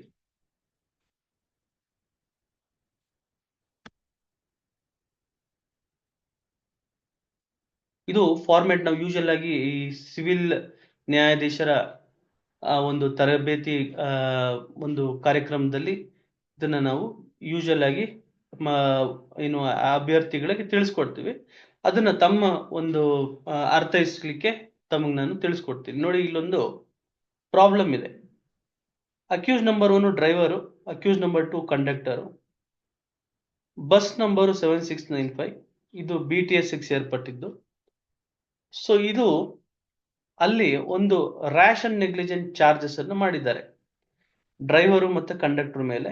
ಯಾಕೆ ಅಂತಂದ್ರೆ ಕಮಲಮ್ಮ ಅನ್ನೋ ಮಹಿಳೆಯ ಮೇಲೆ ಆ ಬಸ್ ಹರಿಸ್ಬಿಟ್ಟಿರೋದಕ್ಕೆ ಆ ಒಂದು ಕಂಪ್ಲೇಂಟ್ ಆಗಿದೆ. ಸೊ ಇದು ಒಂದು ಫ್ಯಾಕ್ಟ್ಸ್ ಆಫ್ ದಿ ಕೇಸ್. ನೋಡಿ, ಇಲ್ಲಿ ಫ್ಯಾಕ್ಟ್ಸ್ ಆಫ್ ದಿ ಕೇಸ್ ಇದೆ. ಏನು ಫ್ಯಾಕ್ಟ್ಸ್ ಆಫ್ ದಿ ಕೇಸ್ ಅಂತಂದ್ರೆ, ರಾಧಿಕಾ ಏನು ಮಲ್ಲೇಶ್ವರಂ ರೆಸಿಡೆಂಟ್ ಜಯನಗರ್ಗೆ ಬಂದಿರ್ತಾಳೆ. ಯಾವಾಗ ಬಂದಿರ್ತಾಳೆ ಅಂತಂದ್ರೆ 5/3/1989 ಬಂದಿರ್ತಾರೆ. ರಾಧಿಕಾ ಮಲ್ಲೇಶ್ವರಂ ನಿವಾಸಿ ಜಯನಗರಕ್ಕೆ ಬಂದಿದ್ದು. ಯಾಕೆ ಬಂದಿರ್ತಾಳೆ ಅಂತಂದ್ರೆ ಕಮಲಮ್ಮ ಅನ್ನೋ ಅತ್ತೆಯನ್ನ ನೋಡಕ್ ಬಂದಿರ್ತಾರೆ. ಆ ಕಮಲಮ್ಮಗೆ ಹುಷಾರಿರೋದಿಲ್ಲ. ಸೊ ಈ ನಿಟ್ಟಿನಲ್ಲಿ ಆ ಕಮಲಮ್ಮನ ನೋಡ್ಕೊಂಡು the next day 6/3/1989 at about 3 PM so ಅತ್ತೆನ ಏನು ನೋಡ್ಕೊಂಡಿದ್ದಾಳೆ ಸೊಸೆ. ಈ ನೆಕ್ಸ್ಟ್ ತನ್ನ ವಾಪಸ್ ಹೋಗ್ಬೇಕು, ಮಲ್ಲೇಶ್ವರಂಗೆ ಹೋಗ್ಬೇಕು. ಸೊ ಈ ನಿಟ್ಟಿನಲ್ಲಿ ರಾಧಿಕಾ ಜಯನಗರ್ ಬಸ್ ಸ್ಟಾಪ್ಗೆ ಬರ್ತಾಳೆ. ಆ ಸಂದರ್ಭದಲ್ಲಿ ತನ್ನ ಅತ್ತೆನೂ ಸಹ ಬರ್ತಾಳೆ. ಅತ್ತೆನೂ ಸಹ ಆಕೆಯನ್ನ ಬಿಡ್ಬೇಕು ಅಂತ ಬರ್ತಾಳೆ. ಆ ಸಂದರ್ಭದಲ್ಲಿ 3:15ಕ್ಕೆ ಆ ಬಸ್ಸು ನೋಡಿ, ಆ 3:15ಕ್ಕೆ ಆ ಬಸ್ ಏನಿದೆಯಲ್ಲ ಬರುತ್ತೆ. ಆ ಸಂದರ್ಭದಲ್ಲಿ ಅತ್ತೆ ಏನು ಸೊಸೆ ಆ ಬಸ್ನಲ್ಲಿ ಹೋಗಿ ಕೂತ್ಕೋತಾಳೆ. ಬಸ್ನಲ್ಲಿ ಹೋಗಿ ಕೂತ್ಕೊಂಡು ಇನ್ನೇನು ಬಸ್ ಹೊರಡೋ ಅಂತ ಸಂದರ್ಭದಲ್ಲಿ ಕಮಲಮ್ಮ ತನ್ನ ಸೊಸೆಗೆ ಒಂದು ತರಕಾರಿ ಬುಟ್ಟಿಯನ್ನ ತಂದಿರ್ತಾಳೆ, ತರಕಾರಿ ಬ್ಯಾಗ್ ಅನ್ನ ತಂದಿರ್ತಾಳೆ. ಅದನ್ನ ಹ್ಯಾಂಡ್ ಓವರ್ ಮಾಡ್ಬೇಕಾಗುತ್ತೆ. ಸೊ ಈ ನಿಟ್ಟಿನಲ್ಲಿ ಅವಳೇನ್ ಮಾಡ್ತಾಳೆ, ಬಸ್ನೊಳಗೆ ಹೋಗ್ಬಿಡ್ತಾಳೆ. ಆ ಸಂದರ್ಭದಲ್ಲಿ ಜನಗಳು ಸಹ ಹತ್ತುತ್ತಾರೆ. ಆ ಸಂದರ್ಭದಲ್ಲಿ ಏನು ಕಂಡಕ್ಟರ್ ವಿಜಲ್ ಅನ್ನ ಹೊಡಿತಾನೆ. ವಿಜಲ್ ಅನ್ನ ಹೊಡೆದಂತ ಸಂದರ್ಭದಲ್ಲಿ ಆ ಡ್ರೈವರ್ ಏನಿರ್ತಾನಲ್ಲ, ಆ ಬಸ್ ಡ್ರೈವರು ಗಾಡಿಯನ್ನ ಶುರು ಮಾಡ್ತಾನೆ. ತಕ್ಷಣ ತನ್ನ ಸೊಸೆ ತನ್ನ ಅತ್ತೆ ಏನ್ ಮಾಡ್ತಾಳೆ, ಧಾವಂತದಲ್ಲಿ ಬಸ್ ಅನ್ನ ಇಳಿಯಕ್ ಹೋಗ್ತಾಳೆ. ಬಸ್ ಅನ್ನ ಇಳಿಯಕ್ ಹೋದಂತ ಸಂದರ್ಭದಲ್ಲಿ ಬಸ್ ಇಂದ ಕೆಳಗಡೆ ಬಿದ್ದ್ಬಿಟ್ಟು ಆ ಏನು ಬಸ್ ಇಂದ ಕೆಳಗಡೆ ಬೀಳ್ತಾಳೆ. ತಕ್ಷಣ ಏನಾಗುತ್ತೆ, ಆ ಬಸ್ಸಿನ ಎಡಚಕ್ರ, ಹಿಂದಗಡೆಯ ಎಡಚಕ್ರ ಆ ಆ ಕಮಲಮ್ಮನ ಬಲ ತೊಡೆಯ ಮೇಲೆ ಹರಿದು ಬಿಡುತ್ತದೆ. ತಕ್ಷಣ ಜನರು ಕಿರುಚುತ್ತಾರೆ. ತಕ್ಷಣ ಬಸ್ ಸ್ಟಾಪ್ ಆಗುತ್ತೆ. ಆಕೆ ಅಲ್ಲೇ ಮೃತಪಡ್ತಾಳೆ. ನೋಡಿ, ಸೊ ಇಲ್ಲಿ ಎವಿಡೆನ್ಸ್ ನಡೆಯುತ್ತೆ. ನೋಡಿ, ಇಲ್ಲಿ ಎವಿಡೆನ್ಸ್ ಅನ್ನ ಕೊಟ್ಟಿದ್ದಾರೆ. ಎಕ್ಸಾಮಿನೇಷನ್ ಇನ್ ಚೀಫ್ ಅಂದ್ರೆ ಆ ಸಾಕ್ಷಿಗಳನ್ನ ಕರೆಸ್ತಾರೆ. ಯಾರು, ರಾಧಿಕಾ ಸೊಸೆಯನ್ನ ಕರೆಸ್ತಾರೆ. ಆಕೆ ಹೇಳ್ತಾಳೆ, ನಾನು ಮಲ್ಲೇಶ್ವರಂ ನಿವಾಸಿ, ಇಂಥ ದಿವಸ ಹಿಂಗಾಯ್ತು ಅಂತ. ನೋಡಿ, ಇಲ್ಲಿ ಕ್ರಾಸ್ ಎಕ್ಸಾಮಿನೇಷನ್ ಮಾಡ್ತಾರೆ. ಇಲ್ಲಿ ಕ್ರಾಸ್ ಎಕ್ಸಾಮಿನೇಷನ್ ಅಲ್ಲಿ ಮಾಡ್ತಾರೆ. ಇಲ್ಲಿ ಕ್ರಾಸ್ ಎಕ್ಸಾಮಿನೇಷನ್ ಪಾರ್ಟ್ ಅನ್ನ ನಾನು ಓದ್ತೀನಿ ನೋಡಿ. ನೋಡಿ, ಕ್ರಾಸ್ ಎಕ್ಸಾಮಿನೇಷನ್ ಈ ರೀತಿಯ ಪ್ರಶ್ನೆಯನ್ನ ಕೇಳಿರ್ತಾರೆ. ನೋಡ್ರಿ, ನೀವು ಅವತ್ತಿನ ದಿವಸ ಹಿಂಗಾಯ್ತು, ನಿಮ್ಮ ಅತ್ತೆ ಮೇಲೆ ಬಸ್ ಹರಿಸಿದ್ರು ಅಂತ ಹೇಳ್ತಾ ಇದ್ದೀರಲ್ಲ, ಈ ನಿಟ್ಟಿನಲ್ಲಿ ಆ ಬಸ್ ಅನ್ನ ಹರ್ಸೋದ್ರಲ್ಲ, ಆ ಸಂದರ್ಭದಲ್ಲಿ ಕಂಡಕ್ಟರ್ ವಿಜಲ್ ಮಾಡಿದ್ರ ಏನಾದ್ರು ಪಿ ಊದಿದ್ರ ಅಂತ ಪ್ರಶ್ನೆಯನ್ನ ಕೇಳ್ತಾರೆ. ಆಕೆ ಏನು ಉತ್ತರ ಕೊಟ್ಟಿದ್ದಲ್ ನೋಡಿ. I do not know whether the conductor blew the whistle after all the person boarded the bus. ಎಲ್ರೂ ಹತ್ತದ ನಂತರ ಆ ವಿಜಲ್ ಅನ್ನು ಮಾಡಿದ್ರ ಅನ್ನೋದು ನನ್ಗೆ ಗೊತ್ತಿಲ್ಲ. ನೋಡಿ, ಆ ನಿಮ್ ತಾಯಿಯವ್ರ ನಿಮ್ಮ ಅತ್ತೆಯವ್ರು ಹತ್ತಿದ ನಂತರ ವಿಜಲ್ ಅನ್ನ ಬ್ಲೋ ಮಾಡಿದ್ರ ಅಂತ ಕೇಳಕ್ಕೆ, ನೋಡಿ, it is true that after my mother in law boarded the bus, 2 or 3 passenger also boarded the bus and stood behind Kamalamma. ನಿಮ್ಮ ಅತ್ತೆಯವರು ಬಸ್ ಅನ್ನ ಹತ್ಕೊಂಡ್ರಲ್ಲ, ಅದ ಹತ್ಕೊಂಡ ಆದ್ಮೇಲೂ ಸಹ 3-4 ಜನ ಅದನ್ನ ಬಸ್ ಅನ್ನ ಹತ್ಕೊಂಡ್ರ ಅಂತ ಪ್ರಶ್ನೆಯನ್ನ ಕೇಳಿದಾಗ ಹೌದು ಅಂತ ಹೇಳ್ತಾರೆ. ನೋಡಿ, ಇನ್ನೊಂದು ಪ್ರಶ್ನೆಯನ್ನ ಕ್ರಾಸ್ ಎಕ್ಸಾಮಿನೇಷನ್ ಅಲ್ಲಿ ವಕೀಲರು ಕೇಳ್ತಾರೆ.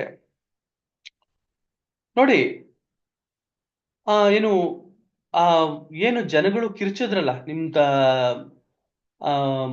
ನಿಮ್ಮ ಅತ್ತೆ ಮೇಲೆ ಬಸ್ ಹರಿತಲ್ಲ, ಆ ಸಂದರ್ಭದಲ್ಲಿ ಜನರು ಕಿರಿಸಿದಾಗ ಬಸ್ ಇಮಿಡಿಯೇಟ್ ಆಗಿ ಸ್ಟಾಪ್ ಮಾಡಿದ್ರ ಅಥವಾ ಸ್ಟಾಪ್ ಮಾಡ್ಲೇ ಇಲ್ವೋ ಅಂದಾಗ, ಇಲ್ಲ ಸ್ಟಾಪ್ ಮಾಡಿದ್ರು. It is true that the bus was stopped immediately on hearing the alarm raise by the passengers on the spot itself by the driver. ಹೌದು, driver on the spot immediate ಆಗಿ stop ಮಾಡ್ದ ಅಂತ.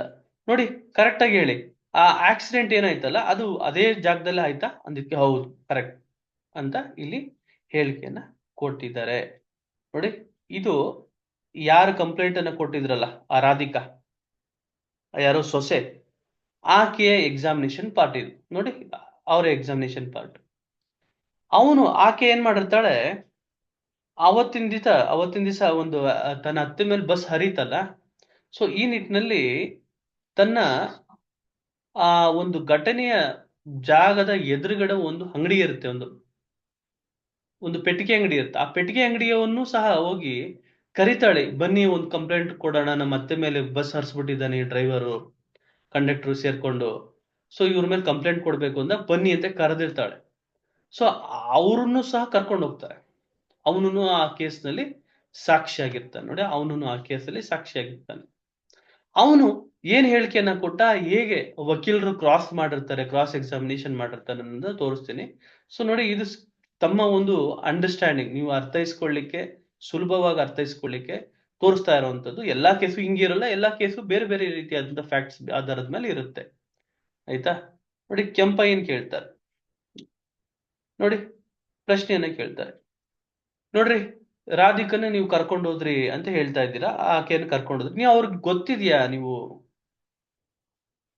ಅಂತ ಕೇಳಿದಾಗ, ನೋಡಿ, it is not true to suggest that I do not know Radhika. ಇವ್ರು ನಿಮ್ಗೆ ಗೊತ್ತೇ ಇಲ್ಲ ಅಂತ ನಾನು ಹೇಳ್ತೀನಿ, ನೀವು ಬಂದು ಸುಳ್ಳು ಕಂಪ್ಲೇಂಟ್ ಕೊಡ್ತಾ ಇದ್ದೀರಾ ಅಂತ ಹೇಳ್ತೀನಿ.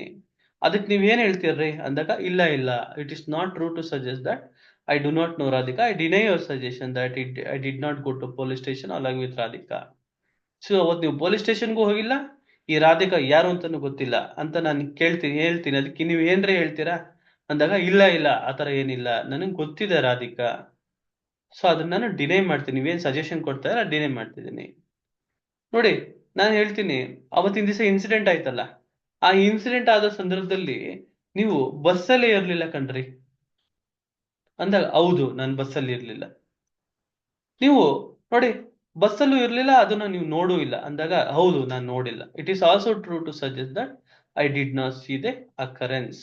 ನೋಡಿ, I did not see the occurrence ಅಂತ, ನಾನು ಅದನ್ನ ಕಣ್ಣಾರೆ ನೋಡಿಲ್ಲ, ಆದ್ರೆ ಕಿವಿಯಾರೆ ಕೇಳ್ಕೊಂಡೆ ಅಂತ ಹೇಳ್ತಾರೆ. ಆಯ್ತಾ? ನೋಡಿ, ಮೂರನೇ ವ್ಯಕ್ತಿ ನೋಡೋಣ. ಇವರು ಪ್ಯಾಸೆಂಜರ್ ಮಂಜುನಾಥ್ ಅಂತ ಹೇಳಿ, ಅವ್ರೇನ್ ಹೇಳಿದ್ದಾರೆ ಅಂತಂದ್ರೆ, ನಾನು ರಾಧಿಕಾ ಅವ್ರ ಜೊತೆಗೆ ಬಸ್ ಹತ್ಕೊಂಡೆ ನೋಡಿ. ಸೊ ಬಸ್ ಹತ್ಕೊಂಡಂತ ಸಂದರ್ಭದಲ್ಲಿ ಬಸ್ಸಿನ ಇಳಿತಾ ಇದ್ರು, ಕಮಲಮ್ಮ ಇಳಿತಾ ಇದ್ರು, ಕಂಡಕ್ಟರ್ ವಿಜಲ್ ಹೊಡೆದ್ರು, ಅವಾಗ ಡ್ರೈವರ್ ಸ್ಟಾರ್ಟ್ ಮಾಡಿದ್ರು ಬಸ್ಸು. ಕಮಲಮ್ಮ ತಕ್ಷಣ ಬಸ್ಸಿಂದ ಜಂಪ್ ಮಾಡಿದ್ರು, ಕೆಳಗಡೆ ಬಿದ್ದೋದ್ರು.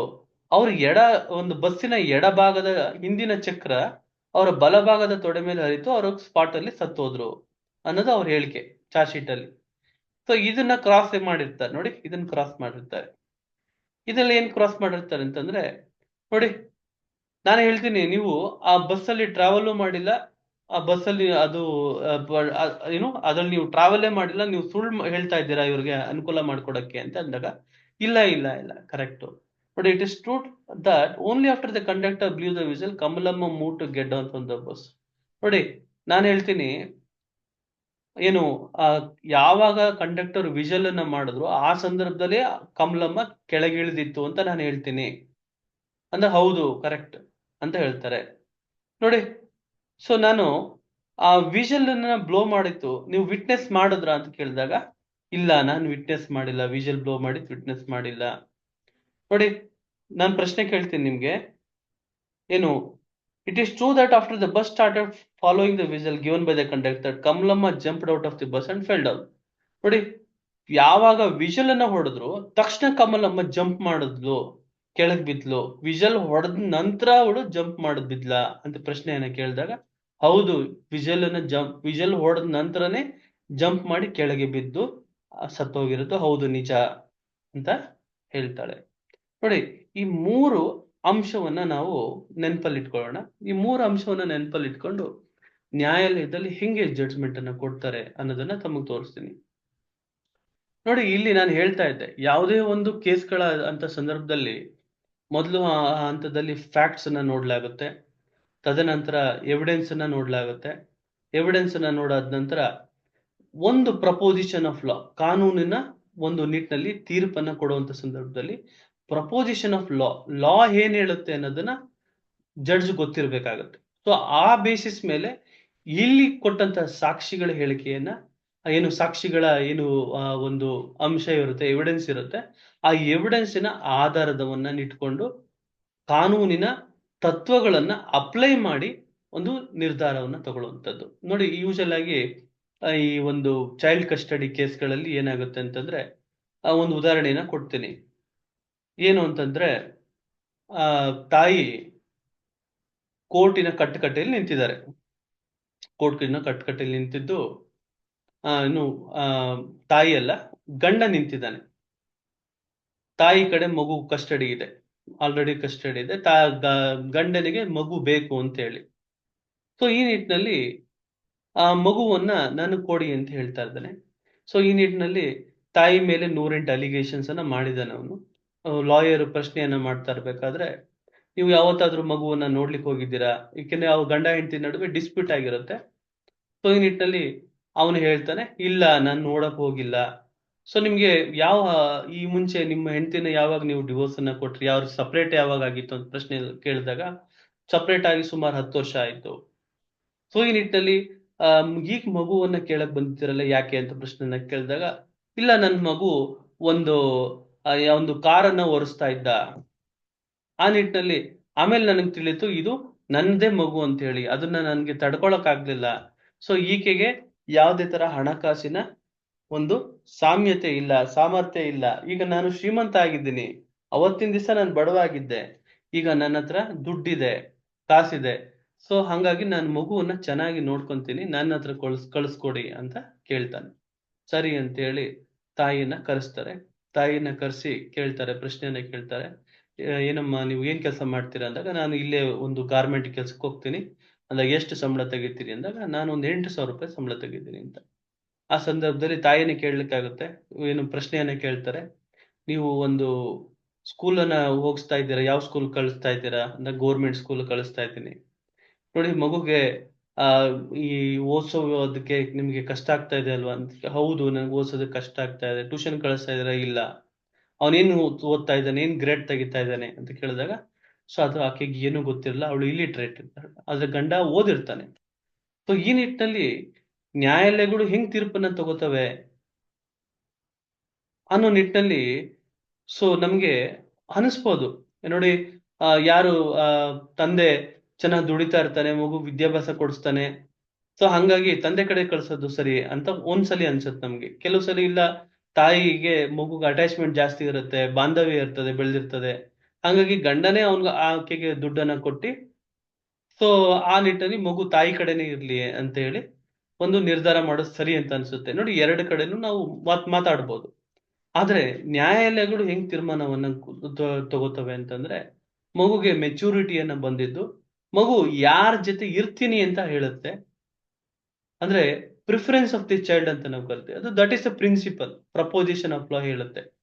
ಸೊ ಅಂತ ಸಂದರ್ಭದಲ್ಲಿ ಮಗು ಯಾರ ಕಡೆ ನಾನು ಇರ್ತೀನಿ ಅಂತ ಹೇಳುತ್ತೆ, ಯಾರು ಮಗುವಿನ ಸಂಪೂರ್ಣ ಒಂದು ಏನು ಒಂದು ವೆಲ್ಫೇರ್ ಅನ್ನ ನೋಡ್ತಾರೆ, ಯಾರ ಕಡೆ ಮಗು ತುಂಬಾ ಚೆನ್ನಾಗಿ ಬೆಳೆಯುತ್ತೆ ಅನ್ನೋ ಒಂದು ಆಧಾರದ ಮೇಲೆ ಕೇಸನ್ನ ಡಿಸೈಡ್ ಮಾಡಲಾಗುತ್ತೆ. So this is principal.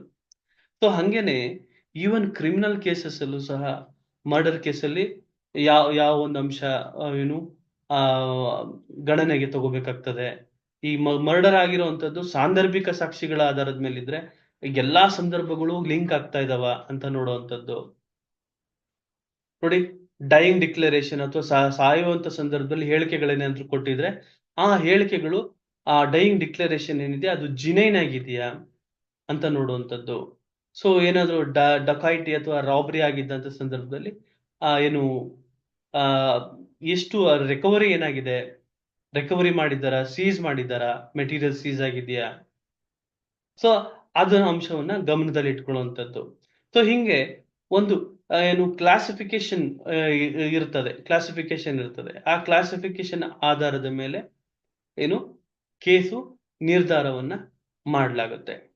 ನೋಡಿ, ಅಪಾರ್ಟ್ ಫ್ರಮ್ ದಟ್ ಯಾವ ಅಂಶಗಳಲ್ಲಿ ಒಂದು ಬಿಡುಗಡೆ ಆಗುತ್ತೆ ಅನ್ನೋ ನಿಟ್ಟಿನಲ್ಲಿ ಸಹ ನಾನು ತಮ್ಗೆ ಕೆಲವೊಂದು ಮಾಹಿತಿಯನ್ನ ಕೊಡ್ತೀನಿ. ಎಲ್ಲಾ ಮಾಹಿತಿಯನ್ನು ಹಂಚ್ಕೊಳ್ಲಿಕ್ಕಾಗಲ್ಲ. ಸೊ ಯಾವ ಅಂಶದಲ್ಲಿ ಆಗ್ತದೆ ಅಂತಂದ್ರೆ, ನೋಡಿ, ಎಲ್ಲಾ ಸಂದರ್ಭದಲ್ಲೂ ಡಿಲೇ ಆಗಿದ್ದಂತ ಸಂದರ್ಭದಲ್ಲಿ ಡಿಲೇ ಆಗಿದ್ರೆ, ನೋಡಿ, ಕಂಪ್ಲೇಂಟ್ ಆಗಿರ್ತದೆ, FIR ಆಗಿರಲ್ಲ. ಕಂಪ್ಲೇಂಟ್ ಏನು ಆಗಿದ್ದು FIR 3 ದಿನ ಆಗ್ಬಿಟ್ಟಿತ್ತು ಮಾಡ್ಲಿಕ್ಕೆ. ಅಂತ ಸಂದರ್ಭದಲ್ಲಿ ಡೌಟ್ ಬರುತ್ತೆ, ಇವ್ರೇನಾದ್ರು ಅದೆಲ್ಲ ಅಡಿಷನ್ ಆಗಿ ಸೇರಿಸಿದಾರ ಅನ್ನೋದು ಆಗ್ತದೆ. Delay in sending FIR to magistrate, FIR magistrate ಅವ್ರಿಗೆ ತಲುಪಿಸೋದೇ ಡೀಲೇ ಆಗಿದ್ರೆ, ನೋಡಿ ಇವತ್ತು ಆ ಸಂದರ್ಭ ಬರಲ್ಲ, ಯಾಕಂದ್ರೆ ಎಲ್ಲ ಆನ್ಲೈನ್ ಆಗಿದೆ. ನೋಡಿ, non mention of name of accused in complaint ನಲ್ಲಿ ಯಾರು ಹೊಡೆದ್ರು ಅಂತಾನೆ ಹೇಳಿರಲ್ಲ, ಯಾರೋ ಹೊಡೆದ್ರು ಅಂತ ಹೇಳಿದ್ರೆ ಅಂತ ಸಂದರ್ಭದಲ್ಲಿ ಅದು ಏನಾಗುತ್ತೆ, ತೀರ್ಪು ಏನು ಅಕ್ಯೂಸ್ಡ್ ಪರವಾಗಿ ಹೋಗ್ತದೆ. ಇಲ್ಲಿ ಪ್ರಿನ್ಸಿಪಲ್ಸ್ ಏನು ಅಂತಂತಂದ್ರೆ, ಕ್ರಿಮಿನಲ್ ಕೇಸ್ಗಳಲ್ಲಿ ಯಾವುದೇ ಒಂದು ಸಣ್ಣ ಡೌಟ್ ಸಹ ಒಬ್ಬ ವ್ಯಕ್ತಿ ಮೇಲೆ ಬರಬಾರ್ದು. Beyond all reasonable doubt he should found guilty ಅಂತ. ಒಂದು ಸಣ್ಣ ಡೌಟ್ ಬಂತು ಅಂದ್ರೆ that doubt will goes to the benefit of accused. ಒಂದು ಸಣ್ಣ ಡೌಟ್ ಬಂತು ಅಂತಂದ್ರೆ, ನೋಡಿ, ಲಿಂಕ್ ಆಗ್ಲಿಲ್ಲ, ನಾನು ಅವತ್ತಿನ ದಿವಸದಲ್ಲಿ ನೀವು ಅಲ್ಲಿ ಇದ್ದಿದ್ದಕ್ಕೆ ಏನ್ ಸಾಕ್ಷಿ? ಅವತ್ತಿನ ದಿವಸ ನಾನು ಇರ್ಲಿಲ್ಲ ಸ್ವಾಮಿ, ಅವತ್ತಿನ ದಿವಸ ನಾನು ಹುಬ್ಳಿಲಿದ್ದೆ, ಆ ನಿಟ್ಟಿನಲ್ಲಿ ನಾನು ಹುಬ್ಳಿಲಿ ಅಲ್ಲಿ ಇರೋದಕ್ಕೆ ಸಾಕ್ಷಿ ಇದೆ. ಅವತ್ತಿನ ದಿವಸ ಹೋಟ್ಲಲ್ಲಿ CCTV ಫುಟೇಜಸ್ ನ ನೀವು ನೋಡ್ಬೋದು. ಸೊ ಹೋಟ್ಲಲ್ಲಿ ನಂದು ಏನು ಆ ರಿಜಿಸ್ಟರ್ ನಲ್ಲಿ ಸೈನ್ ಮಾಡ್ತಾ ಇದ್ದೀನಿ, ಅದು CCTVಯಲ್ಲಿ ಕ್ಯಾಪ್ಚರ್ ಆಗಿದೆ. ಮರ್ಡರ್ ಆಗಿರುವಂತದ್ದು ಬೆಂಗಳೂರಿನಲ್ಲಿ, ಅದೇ ಸಂದರ್ಭದಲ್ಲಿ I was in Hubli, plea of alibi ಅಂತ ನಾವು ಕರಿತೀವಿ. ಸೊ ದಟ್ ಇಫ್ ದಟ್ ಏನು in that case there will be a chances of acquittal. ಆ ಒಂದು ಕೇಸಲ್ಲಿ ಅಕ್ವಿಟಲ್ ಆಗುವಂತ ಸಂದರ್ಭ. ಮತ್ತೆ ಇನ್ನು ಯಾವೆಲ್ಲ ಒಂದು ಸಂದರ್ಭದಲ್ಲಿ ಅಕ್ವಿಟಲ್ ಆಗುತ್ತೆ ನೋಡಿ, non mention of specific overt acts ಅಂತ. ಅಂದ್ರೆ ಏನು ಯೂಶಲ್ ಆಗಿ ಏನಾಗುತ್ತೆ, ಕಂಪ್ಲೇಂಟ್ ಅನ್ನ ಕೊಡುವಂತ ಸಂದರ್ಭದಲ್ಲಿ ಬೇರ್ ಕಂಪ್ಲೇಂಟ್ಸ್ ಆಗಿರುತ್ತೆ, ಯಾವುದೇ ಪರ್ಟಿಕ್ಯುಲರ್ಸ್ ನ ಮೆನ್ಷನ್ ಮಾಡಿರಲ್ಲ. ನೋಡಿ, ನಮ್ಮ ಕಳ್ತನ ಆಗಿದೆ ಅಂತ ಹೇಳ್ತಾರೆ, ಏನ್ ಕಳ್ತನ ಆಗಿದೆ ಅನ್ನೋದು ಸ್ಪೆಸಿಫಿಕ್ ಆಗಿ ಮೆನ್ಷನ್ ಮಾಡಿರಲ್ಲ. ಏನು ಕಳ್ತನ, ಅದು ಯಾವ ಒಡವೆಗಳೆಲ್ಲ ತಗೊಂಡು ಹೋಗ್ಬಿಟ್ಟಿದ್ದಾರೆ ಅಂತ ಹಾಕಿರ್ತಾರೆ. ಯಾವ ಒಡವೆಗಳು ತಗೊಂಡು ಹೋಗಿರ್ತಾರೆ, there is no specific overt ಟ್ಯಾಕ್ಸ್. ನೋಡಿ, ಸ್ಪೆಸಿಫಿಕ್ ಓವರ್ ಆಕ್ಟ್ಸ್ ಅಂತ ನಾವು ಕರಿತೀವಿ, ಅದನ್ನ ಸ್ಪೆಸಿಫಿಕ್ ಓವರ್ ಆಕ್ಟ್ಸ್ ಅಂತ ನಾವು ಕರಿತೀವಿ, ಅದು ಇರೋದಿಲ್ಲ. ವೆಪನ್ಸ್ ಗಳನ್ನ ಪರ್ಟಿಕ್ಯುಲರ್ ಆಗಿ ಮೆನ್ಷನ್ ಮಾಡಿರಲ್ಲ, non mentioning of the weapons ಅಂತ ಹೇಳಿ, non mention of injuries on accused. So ಏನು ಇಂಜುರಿ ಇತ್ತು, ಇಂಜುರಿಯನ್ನ ಮಾಡಿದ್ರು, ಅದನ್ನ ಮೆನ್ಷನ್ ಮಾಡಿರಲ್ಲ ಆ ಸಂದರ್ಭದಲ್ಲಿ. ನಾನ್ ಸೀಜರ್ ಆಫ್ ವೆಪನ್ಸ್, ನೋಡಿ, non recovery of property, non examination of eye witness ಅನ್ನ ಹೇಳಿಕೆಗಳನ್ನೇ ತಗೊಂಡಿರೋದಿಲ್ಲ. ನೋಡಿ, ಐ ವಿಟ್ನೆಸ್ ಆ ಕೇಸ್ನಲ್ಲಿ ಇಲ್ವೇ ಇಲ್ಲ. ಏನು ಆ ವ್ಯಕ್ತಿಯನ್ನ ಕರೆಸ್ತಾರಲ್ಲ, ಆ ಪೆಟ್ಟಿಗೆ ಅಂಗಡಿಯವನ್ನ ಕರೆಸ್ತಾರೆ, ಅವತ್ತಿನ ದಿವಸ ನೀವು ಆಕ್ಸಿಡೆಂಟ್ ಆದಾಗ ನೀವು ಅದನ್ನ ನೋಡಿದ್ರೆ ಕಣ್ಣಾರೆ, ಇಲ್ಲ ನಾನು ಕಣ್ಣಾರೆ ನೋಡ್ಲಿಲ್ಲ, ಅವಳು ಕರ್ಕೊಂಡು ಹೋದ್ಲು, ನಾನು ಹೋದೆ ಅಂತ ಹೇಳಿ. ಅಂತ ಸಂದರ್ಭದಲ್ಲಿ ಅವನ ಹೇಳಿಕೆನ ಎಷ್ಟು ಮಟ್ಟಿಗೆ ಅಪ್ರಿಶಿಯೇಟ್ ಮಾಡುತ್ತೆ ಕೋರ್ಟ್ ಅನ್ನೋದು ಇಂಪಾರ್ಟೆಂಟ್ ಆಗುತ್ತೆ. ಸೊ ನೋಡಿ, ಸೊ ಅದು ನಾನ್ ಎಕ್ಸಾಮಿನೇಷನ್, ಅವ್ರನ್ನ ಎಕ್ಸಾಮಿನೇಷನ್ ಮಾಡಿಲ್ಲ, ಐ ವಿಟ್ನೆಸ್ ಎಕ್ಸಾಮಿನೇಷನ್ ಮಾಡಿರ್ಲಿಲ್ಲ, ಅದು ಇಂಪಾರ್ಟೆಂಟ್ ಆಗಿರುತ್ತೆ ಅಂತ ಸಂದರ್ಭ. ನೋಡಿ, ಅದು ತುಂಬಾ ಇಂಪಾರ್ಟೆಂಟ್ ಆಗಿ ನೋಡಿ, non examination of neighbours to the incident.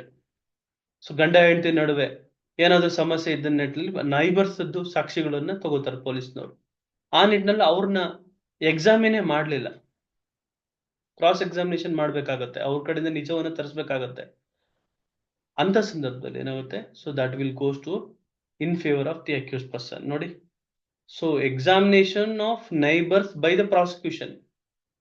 Complaint ಕೊಟ್ಟಂತ ಸಂದರ್ಭದಲ್ಲಿ, ಹೌದೇ ನೋಡ್ರಿ, ಇವರು ನಿಮ್ಮ ಮನೆ ಪಕ್ಕದವರು, ಈ ಗಂಡ ಇದನ್ನಲ್ಲ, ಈ ಆರೋಪಿತ ಸ್ಥಾನದಲ್ಲಿರೋ ಗಂಡ ಆಕೆಯನ್ನ ದಿನನಿತ್ಯ ಹೊಡೆಯೋದು ಬಡಿಯೋದು ಎಲ್ಲ ಮಾಡ್ತಾ ಇದ್ದ ಅಲ್ವಾ ಅಂದಾಗ ಆಕೆ ಹೌದು ಅಂತ ಹೇಳ್ಬೇಕು ನೈಬರ್ಸ್. ಇಲ್ಲ ಅದು ನಮ್ಗೆ ಗೊತ್ತಿಲ್ಲ ಅಂತ ಅಂದ್ಬಿಟ್ರೆ, ಸೊ ಅಲ್ಲಿಗೆ ಏನಾಗುತ್ತೆ, the case will become weak. ನೋಡಿ, the case will become weak. ಐಒನ ಇನ್ವೆಸ್ಟಿಗೇಷನ್ ಆಫೀಸರ್ಸ್ ಇರ್ತಾರೆ, ಅವ್ರನ್ನ ಎಕ್ಸಾಮಿನೇಷನ್ ಮಾಡಿರಲ್ಲ. Non examination of medical witness is very important. ಆ ಸಂದರ್ಭದಲ್ಲಿ ಅವ್ರನ್ನ ವಿಟ್ನೆಸ್ ಅನ್ನ ಮಾಡಿರೋದಿಲ್ಲ, ಎಕ್ಸ್ಪರ್ಟ್ಸ್ ಗಳನ್ನ ವಿಟ್ನೆಸ್ ಮಾಡಿರಲ್ಲ. See, there is a provision that expert evidences should be taken into record. ಅದು ಇಟ್ ಶುಡ್ ಬಿ ಕನ್ಸಿಡರ್ ಅಂತ ಪ್ರಶ್ನೆಯನ್ನ ಕೇಳಿದ್ರೆ, there is no such mandatory that what ever the expert witnesses statements to be relied upon ಅಂತ. ಅವ್ರನ್ನ ಅವರು ಹೇಳೋ ಹೇಳಿಕೆಯನ್ನ ತಗೊಳ್ಳೇಬೇಕು, ಆ ಬೇಸಿಸ್ ಮೇಲೆ ಜಡ್ಜ್ಮೆಂಟ್ ಕೊಡಬೇಕು ಅಂತ ಏನಿಲ್ಲ. Even medical scientific witnesses, scientific experts ಬಂದು ಹೇಳಿಕೆಗಳನ್ನ ಕೊಟ್ಟಿದ್ರು, ಬೇರೆ ಒಂದು ಕೊರಾಬರೇಟಿಂಗ್ ಎವಿಡೆನ್ಸಸ್ ಆ ಆಧಾರದ ಮೇಲೆ ಒಂದು ಕೇಸ್ ಇತ್ಯರ್ಥ ಪಡಿಸ್ತದೆ ಹೊರತು ಕೇವಲ ಬರೀ ಸೈಂಟಿಫಿಕ್ ಎಕ್ಸ್ಪರ್ಟ್ಸ್ ಮೇಲೆ ಅವರ ಹೇಳಿಕೆ ಆಧಾರದ ಮೇಲೆನೆ ತೀರ್ಪನ್ನ ಕೊಡೋದಿಲ್ಲ. ಅದನ್ನ ಕನ್ಸಿಡರ್ ಮಾಡಬಹುದು ಅಥವಾ ಮಾಡದಲ್ಲೇನೂ ಇರ್ಬೋದು. It depends upon the discretionary power of the court. ಒಂದು ಕೋರ್ಟಿನ ಡಿಸ್ಕ್ರಿಷನ್ಗೆ ಅದು ಒಳಪಟ್ಟಿರುತ್ತೆ ಹೊರತು ಸೊ ಅದ್ರ ಮೇಲೆ ರಿಲೇ ಆಗಿರಲ್ಲ. ನೋಡಿ, ಅದು ಇಂಪಾರ್ಟೆಂಟ್ ಆಗುತ್ತೆ. Discrepancy between the oral and documentary evidence. Document ಒಂದು ಹೇಳ್ತಾ ಇರುತ್ತೆ, ಅವ್ನು ಹೇಳೋದೇ ಒಂದಾಗಿರುತ್ತೆ. ಸೊ ಅಂತ ಸಂದರ್ಭದಲ್ಲಿ ಬಿಡುಗಡೆ ಆಗುವಂತ ಸಂದರ್ಭ. Discrepancy between complainant and eye witnesses. Complainant ಸ್ಟೇಟ್ಮೆಂಟೇ ಬೇರೆ, ಐ ವಿಟ್ನೆಸ್ ಸ್ಟೇಟ್ಮೆಂಟೇ ಬೇರೆ, ಆಯ್ತಾ? ಸೊ ನೇಚರ್ ಆಫ್ ವೆಪನ್ಸಸ್ ಬೇರೆ. Discrepancy regarding manner in which offence is committed. ನೋಡಿ, ಆ ಸಂದರ್ಭದಲ್ಲಿ ಈ ಆರೋಪಿತರೆಲ್ಲರೂ ಸೇರಿ ಆ ಒಬ್ಬ ವ್ಯಕ್ತಿಯನ್ನ ಸಾಯಿಸಿ ಅವನನ್ನ ಕಾಲನ್ನ ಹಿಡ್ಕೊಂಡು ಎಳ್ಕೊಂಡು ಬಂದ್ರು. ಆ ಒಂದು ಅಲ್ಲಿ ಒಂದು ಮಣ್ಣಿನ ಮೇಲೆ, ಆ ಶರೀರದ ಮೇಲೆ ಯಾವುದೇ ತರ ಶರ್ಟ್ ಇರ್ಲಿಲ್ಲ, ಏನೂ ಇರ್ಲಿಲ್ಲ. ಮೃತ ವ್ಯಕ್ತಿಯನ್ನ ಕಾಲ ಹಿಡ್ಕೊಂಡು ಎಳ್ಕೊಂಡು ಬಂದ್ರು ಅಂತ ಹೇಳಿಕೆಯನ್ನ ಕೊಟ್ಟಿರ್ತಾನೆ. ಅಲ್ಲಿ ನೋಡಿದ್ರೆ ಅಟಾಪ್ಸಿ ರಿಪೋರ್ಟ್ ಅಥವಾ ಪೋಸ್ಟ್ ಮಾರ್ಟಮ್ ರಿಪೋರ್ಟ್ ಅನ್ನ ನೋಡಿದಂತ ಸಂದರ್ಭದಲ್ಲಿ ಮೈ ಮೇಲೆ ಯಾವುದೇ ತರ ಬ್ರೂಸಸ್ ಆಗ್ಲಿ ಅಥವಾ ತರಚಿದ ಗಾಯಗಳಾಗ್ಲಿ ಏನೂ ಇರೋದಿಲ್ಲ. ನೋಡಿ, ಎಳ್ಕೊಂಡ್ ಬಂದ್ರು ಅಂತಾರೆ, ಎಳ್ಕೊಂಡ್ ಬರ್ಬೇಕಾದ್ರೆ ಮಣ್ಣಿನ ಮೇಲೆ, ಮೈ ಮೇಲೆ ಏನು ಬಟ್ಟೆ ಇಲ್ದಂತ ಸಂದರ್ಭದಲ್ಲಿ ಎಳ್ಕೊಂಡ್ ಬರ್ಬೇಕಾದ್ರೆ ಆ ಮೈ ಮೇಲೆಲ್ಲ ತರಚಿದ ಗಾಯಗಳಾಗಲ್ವಾ, ಆ ಕಲ್ಲುಗಳೆಲ್ಲ ಇತ್ತು ಅಂತ ಹೇಳಿರ್ತಾರೆ. ಮೈ ಮೇಲೆ ಯಾವುದೇ ತರ ಒಂದು ಗಾಯಗಳಾಗ್ದಲೇ ಇರೋಂತ ಒಂದು ರಿಪೋರ್ಟು ಇರ್ತದೆ. ಅಂತ ಸಂದರ್ಭದಲ್ಲಿ ಕೋರ್ಟು ಅದನ್ನ ನೋಡುತ್ತೆ. The court will appreciate that fact. So ನೋಡಿ, ಇದು ಕೆಲವೊಂದು ಅಂಶಗಳನ್ನ ನಾನು ಹೇಳಿದ್ದೀನಿ. ಇನ್ನ ಕೆಲವೊಂದು ಅಂಶಗಳನ್ನ ಡಿಸ್ಕಸ್ ಮಾಡುವಂತ ಒಂದು ಮುಂದಿನ ತರಗತಿಗಳಲ್ಲಿ ಅದನ್ನ ಬಗ್ಗೆ ಎಲ್ಲ ಹೇಳ್ತೀನಿ. ಸೊ ಈ ನಿಟ್ಟಿನಲ್ಲಿ ಒಂದು ಜಡ್ಜ್ಮೆಂಟ್ ಅನ್ನ ಹೆಂಗಿರುತ್ತೆ ಜಡ್ಜ್ಮೆಂಟ್ ಅನ್ನೋದನ್ನ ತೋರಿಸ್ತೀನಿ for the purpose of common understanding to the general public. So ಜನಸಾಮಾನ್ಯರಿಗೆ ಅರ್ಥ ಆಗೋ ನಿಟ್ಟಿನಲ್ಲಿ ಅರ್ಥೈಸೋ ಒಂದು ನಿಟ್ಟಿನಲ್ಲಿ ಕಾನೂನು ಜಾಗೃತಿಯನ್ನ ಮೂಡಿಸೋ ನಿಟ್ಟಿನಲ್ಲಿ ತಮ್ಗೆ ಈ ಒಂದು ಜಡ್ಜ್ಮೆಂಟ್ ಅನ್ನ ಹೆಂಗಿರುತ್ತೆ ಅನ್ನೋದನ್ನ ತೋರಿಸ್ತೀನಿ. ಒಂದು ಬೇಲ್ ಆರ್ಡರ್ ಇದೆ ನೋಡಿ, ಒಂದು ಬೇಲ್ ಆರ್ಡರ್ ಯಾವ ತರ ಇರುತ್ತೆ, ಬೇಲ್ ಆರ್ಡರ್ ಅನ್ನು ತೋರಿಸ್ತೀನಿ ನೋಡಿ. ಬೇಲ್ ಆರ್ಡರ್ ಇದು ನೋಡಿ, ಇದು ಕಾಸ್ಟ್ ಟೈಟಲ್ ಅಂತ ಕರಿತೀವಿ. ಇದನ್ನ ಕಾಸ್ಟ್ ಟೈಟಲ್ ಯಾರು ಬೇಲ್ ಅಪ್ಲಿಕೇಶನ್ ಹಾಕಿದ್ದಾರೆ ನೋಡಿ, ಪಿಟಿಷನರ್ ಅಂತೇಳಿ. ಇದು ನಾನೇ ಮಾಡಿರುವಂತ ಒಂದು ಬೇಲ್ ಅಪ್ಲಿಕೇಶನ್ ಹಾಕಿದ್ವಿ, ಅದಕ್ಕೆ ಆರ್ಡರ್ ಮಾಡಿರುವಂತದ್ದು ನೋಡಿ. In the court of the additional city civil and session judge, so Mayo Hall present dated criminal miscellaneous petitioner respondent. ಯಾರು ಹಾಕಿರ್ತಾರೆ ಅಂತ, Adinarayana Swamy respondent, state KR Puram police station. Order ನೋಡಿ, ಇದೊಂದು ಆರ್ಡರ್. ಇದು ಯಾವ ಒಂದು ಪ್ರಾವಿಷನ್ ಅಡಿಯಲ್ಲಿ ನಾವು ಬೇಲ್ ಅಪ್ಲಿಕೇಶನ್ ಹಾಕಿರ್ತೀವಿ ಅಂತ ಹೇಳಿ ನೋಡಿ. ಇದನ್ನ ಹೆಂಗೆ ಆರ್ಡರ್ ಅನ್ನ ಮಾಡಿರ್ತಾರೆ, ಜಡ್ಜ್ಮೆಂಟ್ ತೋರಿಸ್ತೀನಿ ತಮಗೆ ನೋಡಿ. ಅಕಾರ್ಡಿಂಗ್ ಟು ಪಿಟಿಷನರ್ ಏನ್ ಹೇಳ್ತಾರೆ, ಅಲಿಗೇಷನ್ ಏನಿದೆ ನೋಡಿ, ಪ್ಯಾರಾವೈಸ್ ಅನ್ನ ಬರ್ಕೊಂಡು ಹೋಗಿದ್ದಾರೆ. ಪ್ಯಾರಾವೈಸ್ ಏನು ಫ್ಯಾಕ್ಟ್ಸ್ ಆಫ್ ದಿ ಕೇಸ್ ಏನಿದೆಯಲ್ಲ ಅದನ್ನ ನೋಡ್ಕೊಂಡು ಹೋಗುವಂಥದ್ದು. But according to the petitioner, ನಾವು ಬೇಲ್ನಲ್ಲಿ ಏನು ಅರ್ಜಿಯನ್ನೆಲ್ಲ ಹಾಕಿರ್ತೀವಿ ಅದನ್ನ ಹೇಳುವಂಥದ್ದು. ಬಟ್ 5ನೇದು ಪ್ರಾಸಿಕ್ಯೂಷನ್ ಅವ್ರು ಏನ್ ಹೇಳ್ತಾರೆ ಅದ್ರ ಬಗ್ಗೆ ಉಲ್ಲೇಖವನ್ನ ಇರ್ತದೆ ನೋಡಿ. PP has filed an objection to the petition containing the facts cited in the complaint. ನೋಡಿ, 6ನೇದು based on the above set facts following points that arise for my consideration. ನೋಡಿ, ಪಾಯಿಂಟ್ಸ್ ಫಾರ್ ಕನ್ಸಿಡರೇಷನ್ ಅಂತ ಹೇಳ್ತಾ ಇದೆ, ಅಥವಾ points for determination. Whether the petitioner has made out ground for granting anticipatory bail under 438 CRPC ಅಂತ consideration. This has to be considered by the court. So that is the reason the court has framed a question for the court itself. Court ಒಂದು question ಹಾಕೊಂಡಿದೆ ನೋಡಿ, heard by both sides.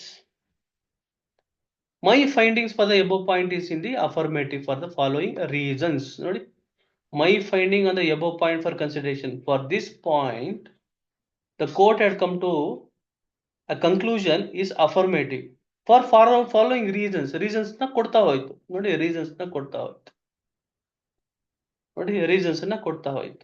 ಮತ್ತೆ next ಅಲ್ಲಿ order ಮಾಡಿ, the petition filed by the petitioner under 438 is allowed ಅಂತ ಹೇಳ್ತು ನೋಡಿ. This is the order, this is the judgment ನೋಡಿ, this is the judgment. Let me take you to a judgment. ಒಂದು judgment ಅನ್ನ ತೋರಿಸ್ತೀನಿ. So where you will come to a clarity, ನಿಮ್ಗೊಂದು clarity ಸಿಕ್ಬಿಡುತ್ತೆ judgment ಅನ್ನ ತೋರಿಸಿದಾಗ.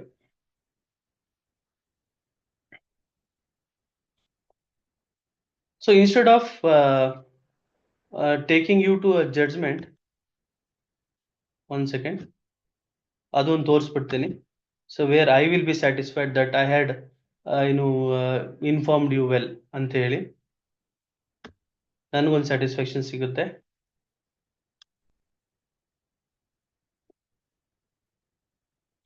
So judgments are in public domain, ಆಯ್ತಾ.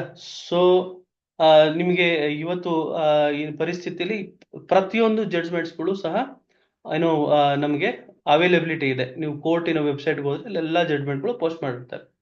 So ಇದು ತಮಗೆ ಕಾಣಿಸ್ತಾ ಇದೆ ಅಂತ ಭಾವಿಸ್ತೀನಿ ನೋಡಿ. ಇದೊಂದು ಜಡ್ಜ್ಮೆಂಟ್, ಇದ್ರಲ್ಲೂ ನೋಡಿ ಕಂಪ್ಲೇನೆಂಟ್, ನಾನು ಹೇಳ್ತಾ ಇದ್ದೆ police will be the complainant always. Police will make the complaint ನೋಡಿ. ಕಂಪ್ಲೇನೆಂಟ್ ವರ್ಸಸ್ ಅಕ್ಯೂಸ್ಡ್ ನೋಡಿ, ಜಡ್ಜ್ಮೆಂಟ್ ಅನ್ನ ಹೆಂಗಿದೆ ನೋಡಿ. The sub-inspector of police of PNA PS, Bangalore City, filed this charge sheet against the accused number so and so for offence under section 307, read with section 334.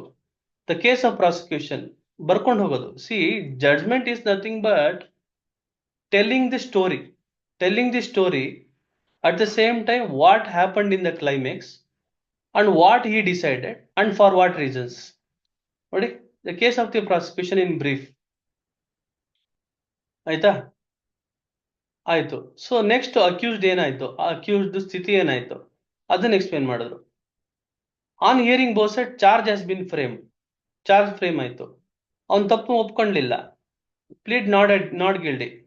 So in order to prove the guilt of accused, prosecution examined so and so witness. ಆಯ್ತಾ? The accused were examined under 313. Accused denied any incriminating evidence. ಅವ್ರೇನಾದ್ರೂ evidence lead ಮಾಡಿದ್ರ? They have not chosen lead any evidence. Heard argument on both sides. Having regard to the material placed on record, submissions, following points arise for my consideration. ನೋಡಿ, question ಹಾಕೊಂತು. ಅವರು prosecution prove ಮಾಡಿದ್ರ beyond reasonable doubt ಇಂಥ ಒಂದು ದಿವಸದಲ್ಲಿ ಏನು T Dasarahalli, Kempegowda ನಗರ, ಪೀಣ್ಯ, ಅದರಲ್ಲಿ ಅವರಿಬ್ರು ಒಂದು ಕಾಮನ್ ಇಂಟೆನ್ಷನ್ ಇಟ್ಕೊಂಡು ಅಲ್ಲಿ ಒಂದು 307 ಅಫೆನ್ಸ್ ಮಾಡಿದ್ರ ಅಂತ ಪ್ರಶ್ನೆ ಬಂತು. ನೆಗೆಟಿವ್ ಬಂತು. My findings negative for the following reasons. ಇಲ್ಲಿ ಅಪ್ರಿಸಿಯೇಷನ್ ಆಫ್ ಎವಿಡೆನ್ಸ್ ನಾವು ನೋಡ್ತೀವಿ. ನೋಡಿ, ಈ ಭಾಗದಲ್ಲಿ ರೀಸನ್ಸ್ ಅಲ್ಲಿ ಅಪ್ರಿಸಿಯೇಷನ್ ಆಫ್ ಎವಿಡೆನ್ಸ್ ನೋಡ್ತೀವಿ. ನೋಡಿ,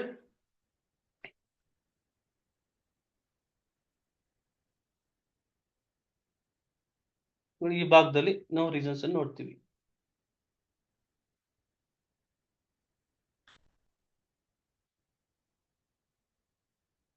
ಆರ್ಡರ್ ನೋಡಿ, acting under section 235, accused number 1 are acquitted for the offense punishable under 307. Bail bonds and surety bonds are stand cancelled. Ordered to destroy the seized articles after the appeal period is over. ಆಯ್ತಾ? So this is the court judgment. ಇದು ಈ ರೀತಿಯಾಗಿ judgment ಇರುತ್ತೆ. ನೋಡಿ, judgment ಅಲ್ಲಿ ಒಂದು operative portion ಮತ್ತು execution portion. Sentence ಏನಾದ್ರು ಮಾಡಿದ್ರೆ ಆ ಸೆಂಟೆನ್ಸ್ ಮೇಲೆ ಒಂದು ಹಿಯರಿಂಗ್ ಅನ್ನ ಮಾಡಿ ಹೆಂಗೆ ಎಕ್ಸಿಕ್ಯೂಟ್ ಮಾಡಬೇಕು ಅನ್ನೋದು ಉಲ್ಲೇಖ ಇರುತ್ತೆ. ಅದನ್ನ ನೆನಪಲ್ಲಿ ಇಟ್ಕೋಬೇಕಾಗತ್ತೆ. ಅಂದ್ರೆ ಹೆಂಗೆ ಆ ಶಿಕ್ಷೆನ ಅವನಿಗೆ ವಿಧಿಸ್ಬೇಕು. ಸೊ ಅದನ್ನ ಡೈರೆಕ್ಟ್ ಮಾಡ್ತಾರೆ ಜೈಲ್ ಅಥಾರಿಟೀಸ್ಗೆ.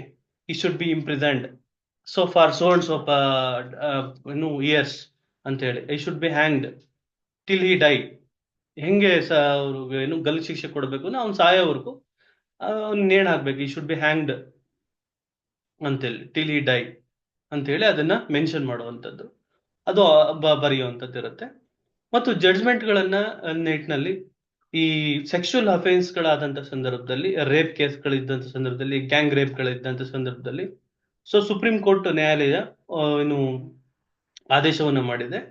ಸೊ ಅವ್ರಿಗೆ ಒಂದು ಸೋಷಿಯಲ್ ಸೆಕ್ಯೂರಿಟಿಯನ್ನ ಕೊಡಬೇಕು ನಿಟ್ಟಿನಲ್ಲಿ ಯಾವುದೇ ವಿಕ್ಟಿಮನ ಹೆಸರನ್ನ ಜಡ್ಜ್ಮೆಂಟ್ಗಳಲ್ಲಿ ಬರೆಯುವಂತಹದ್ದಿಲ್ಲ, ಅಥವಾ ಅದನ್ನ ಪಬ್ಲಿಷ್ ಮಾಡೋದಾಗ್ಲಿ, ಪೇಪರ್ನಲ್ಲಿ ಪಬ್ಲಿಷ್ ಮಾಡೋದಾಗ್ಲಿ ಎಲ್ಲೂ ಮಾಡಬಾರ್ದು ಅಂತ ಉಲ್ಲೇಖ ಆಗಿದೆ.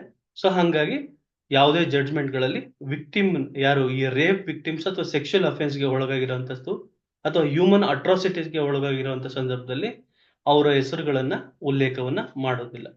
ಸೊ ಇಷ್ಟು ವಿಚಾರ ಏನು ಒಂದು ಕ್ರಿಮಿನಲ್ ಜಡ್ಜ್ಮೆಂಟ್ ಅಂಶದಲ್ಲಿ ನಾವು ನೋಡ್ತೀವಿ. ಇದನ್ನ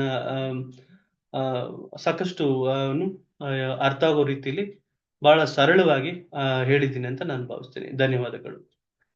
any questions please do ask. Dr. Vijay Kumar sir, so how was the session, sir? Sir, good sir, actually good. Seem like judgments and all the petitions has shown, and all the bail made a bail, which is also good judgments I have seen, sir. Like one of the thing is that, sir, like how the drafting should be made. That one session is there means it's good, sir. I think so. Or draft important is that drafting in all the cases, not only this one. In all the cases, you need a one hands-on drafting session will be there. No, see today itself I have shown how drafting will be made in the with respect to the judgment. ನಾನು ಇವತ್ತು ಹೇಳಿತ್ತು drafting ಹೇಳಿತ್ತು ಇವತ್ತು ನಾನು actually ಹೆಂಗೆ judgment ಇರುತ್ತೆ ಅನ್ನೋದು it it self is a kind of learning on drafting. ಇವತ್ತು ನಾನು ತೋರಿಸಿದ್ದು ಹೆಂಗ್ ಬರುತ್ತೆ. ಸೊ ಫ್ಯಾಕ್ಟ್ಸ್ ಅನ್ನ ನರೇಟ್ ಮಾಡ್ತಾರೆ. ಸೊ ತದನಂತರ ಪ್ರಾಸಿಕ್ಯೂಷನ್ ಅವ್ರು ಏನ್ ಹೇಳ್ತಾರೆ, ಪಾಯಿಂಟ್ಸ್ ಫಾರ್ ಕನ್ಸಿಡರೇಷನ್ ಇರುತ್ತೆ, ರೀಸನ್ಸ್ ಅನ್ನ ಎಲಿಸಿಟ್ ಮಾಡ್ತಾರೆ. ಸೊ ಅದು ಎಲ್ಲವೂ ಸಹ ನಾನು ಹೇಳಿದ್ದು ಏನು ಅಂತಂದ್ರೆ ಏನು ಡ್ರಾಫ್ಟಿಂಗ್ ಬಗ್ಗೆನೇ ಹೇಳಿತ್ತು. ಡ್ರಾಫ್ಟಿಂಗ್ ಆನ್ ಕ್ರಿಮಿನಲ್ ಜಡ್ಜ್ಮೆಂಟ್ ಆ ರೈಟಿಂಗ್ ಜಡ್ಜ್ಮೆಂಟ್ ಗೆ ಇದು this is the perfect kind of session ಅಂತ ಹೇಳ್ಬೋದು. This is a session drafting judgment ಅಂತ ಹೇಳಿದ್ರು ತಪ್ಪಾಗ್ಲಾರ್ದು. So you shown one bail. That bail has cancelled. They are given, sir. Recently you shown one bail. You applied for bail. Ah. One judgment. No, it is It being is allowed. It is being rejected, or allowed. they given a bail or not, sir? The bail is being Allowed. granted. Okay, okay. See, bail is a right, Granted. jail is an Oh, exception. Bail is a rule, jail okay, is an okay. exception. See, Okay, okay, okay. bail should be given. Okay. If the bail is being denied, there Mm. should be some strong reasons to be given by court. ಯಾಕೆ bail ನ delay ಮಾಡ್ತಾ ಇದೀವಿ ಅಂತ. See, as I said in the earlier sessions, Yes, yes, sir. Article 19 and Article 21, freedom of movement and freedom of life and personal liberty is very important. So ಈ ನಿಟ್ಟಲ್ಲಿ ಅದನ್ನ Okay, curtail okay, ಮಾಡ್ಲಿಕ್ಕೆ sir. ಬರಲ್ಲ. So Okay, ಅದು okay, curtail okay. ಮಾಡ್ಬೇಕು ಅಂತಂದ್ರೆ there should be some extraneous reasons ಇರಬೇಕು. Okay. ತುಂಬಾ ಸೊ ಸ್ಟ್ರಾಂಗ್ ರೀಸನ್ಸ್ ಇರ್ಬೇಕಾಗತ್ತೆ. ಅವನು ರಿಪೀಟೆಡ್ ಅಫೆಂಡರ್ Okay, okay, ಆಗಿರ್ಬೇಕು. okay. ಸೊ ತಪ್ಪಿಸ್ಕೊಂಡು ಹೋಗುವಂತ ಚಾನ್ಸಸ್ Mm. ಇರುತ್ತೆ. ಕೋರ್ಟ್ಗೆ ಅಟೆಂಡ್ ಆಗಲ್ಲ. Mm. There be no routes, Okay, okay. All these things. Okay, okay. So ಅದು Mm. ಇಂಪಾರ್ಟೆಂಟ್ ಆಗುತ್ತೆ. Okay, so okay, hope sir. That the class was useful. Yes, sir. Any Very useful, other sir. person want to speak? Any person? Only with respect to today's session, if you have any doubt, please do ask me. ಏನಾದ್ರೂ ಇವತ್ತಿನ session ನಲ್ಲಿ ಏನಾದ್ರೂ doubts ಇದ್ರೆ, ಇವತ್ತಿನ session ಗೆ ಸಂಬಂಧಪಟ್ಟಂತೆ any questions, doubts, please do ask me. So my number is being displayed in the video. So if you have any doubts, queries, please do ask us. So how was the session? Session ಹೇಗಿತ್ತು ಅನಿಸುತ್ತೆ ತಮಗೆ? ಯಾರಾದ್ರೂ ಒಬ್ರು ಮಾತಾಡಿ. ವಾಣಿರಾವ್ madam. The class was very sir good, sir. ಮಾತಾಡಿ The ಮಾತಾಡಿ. class was very good, sir.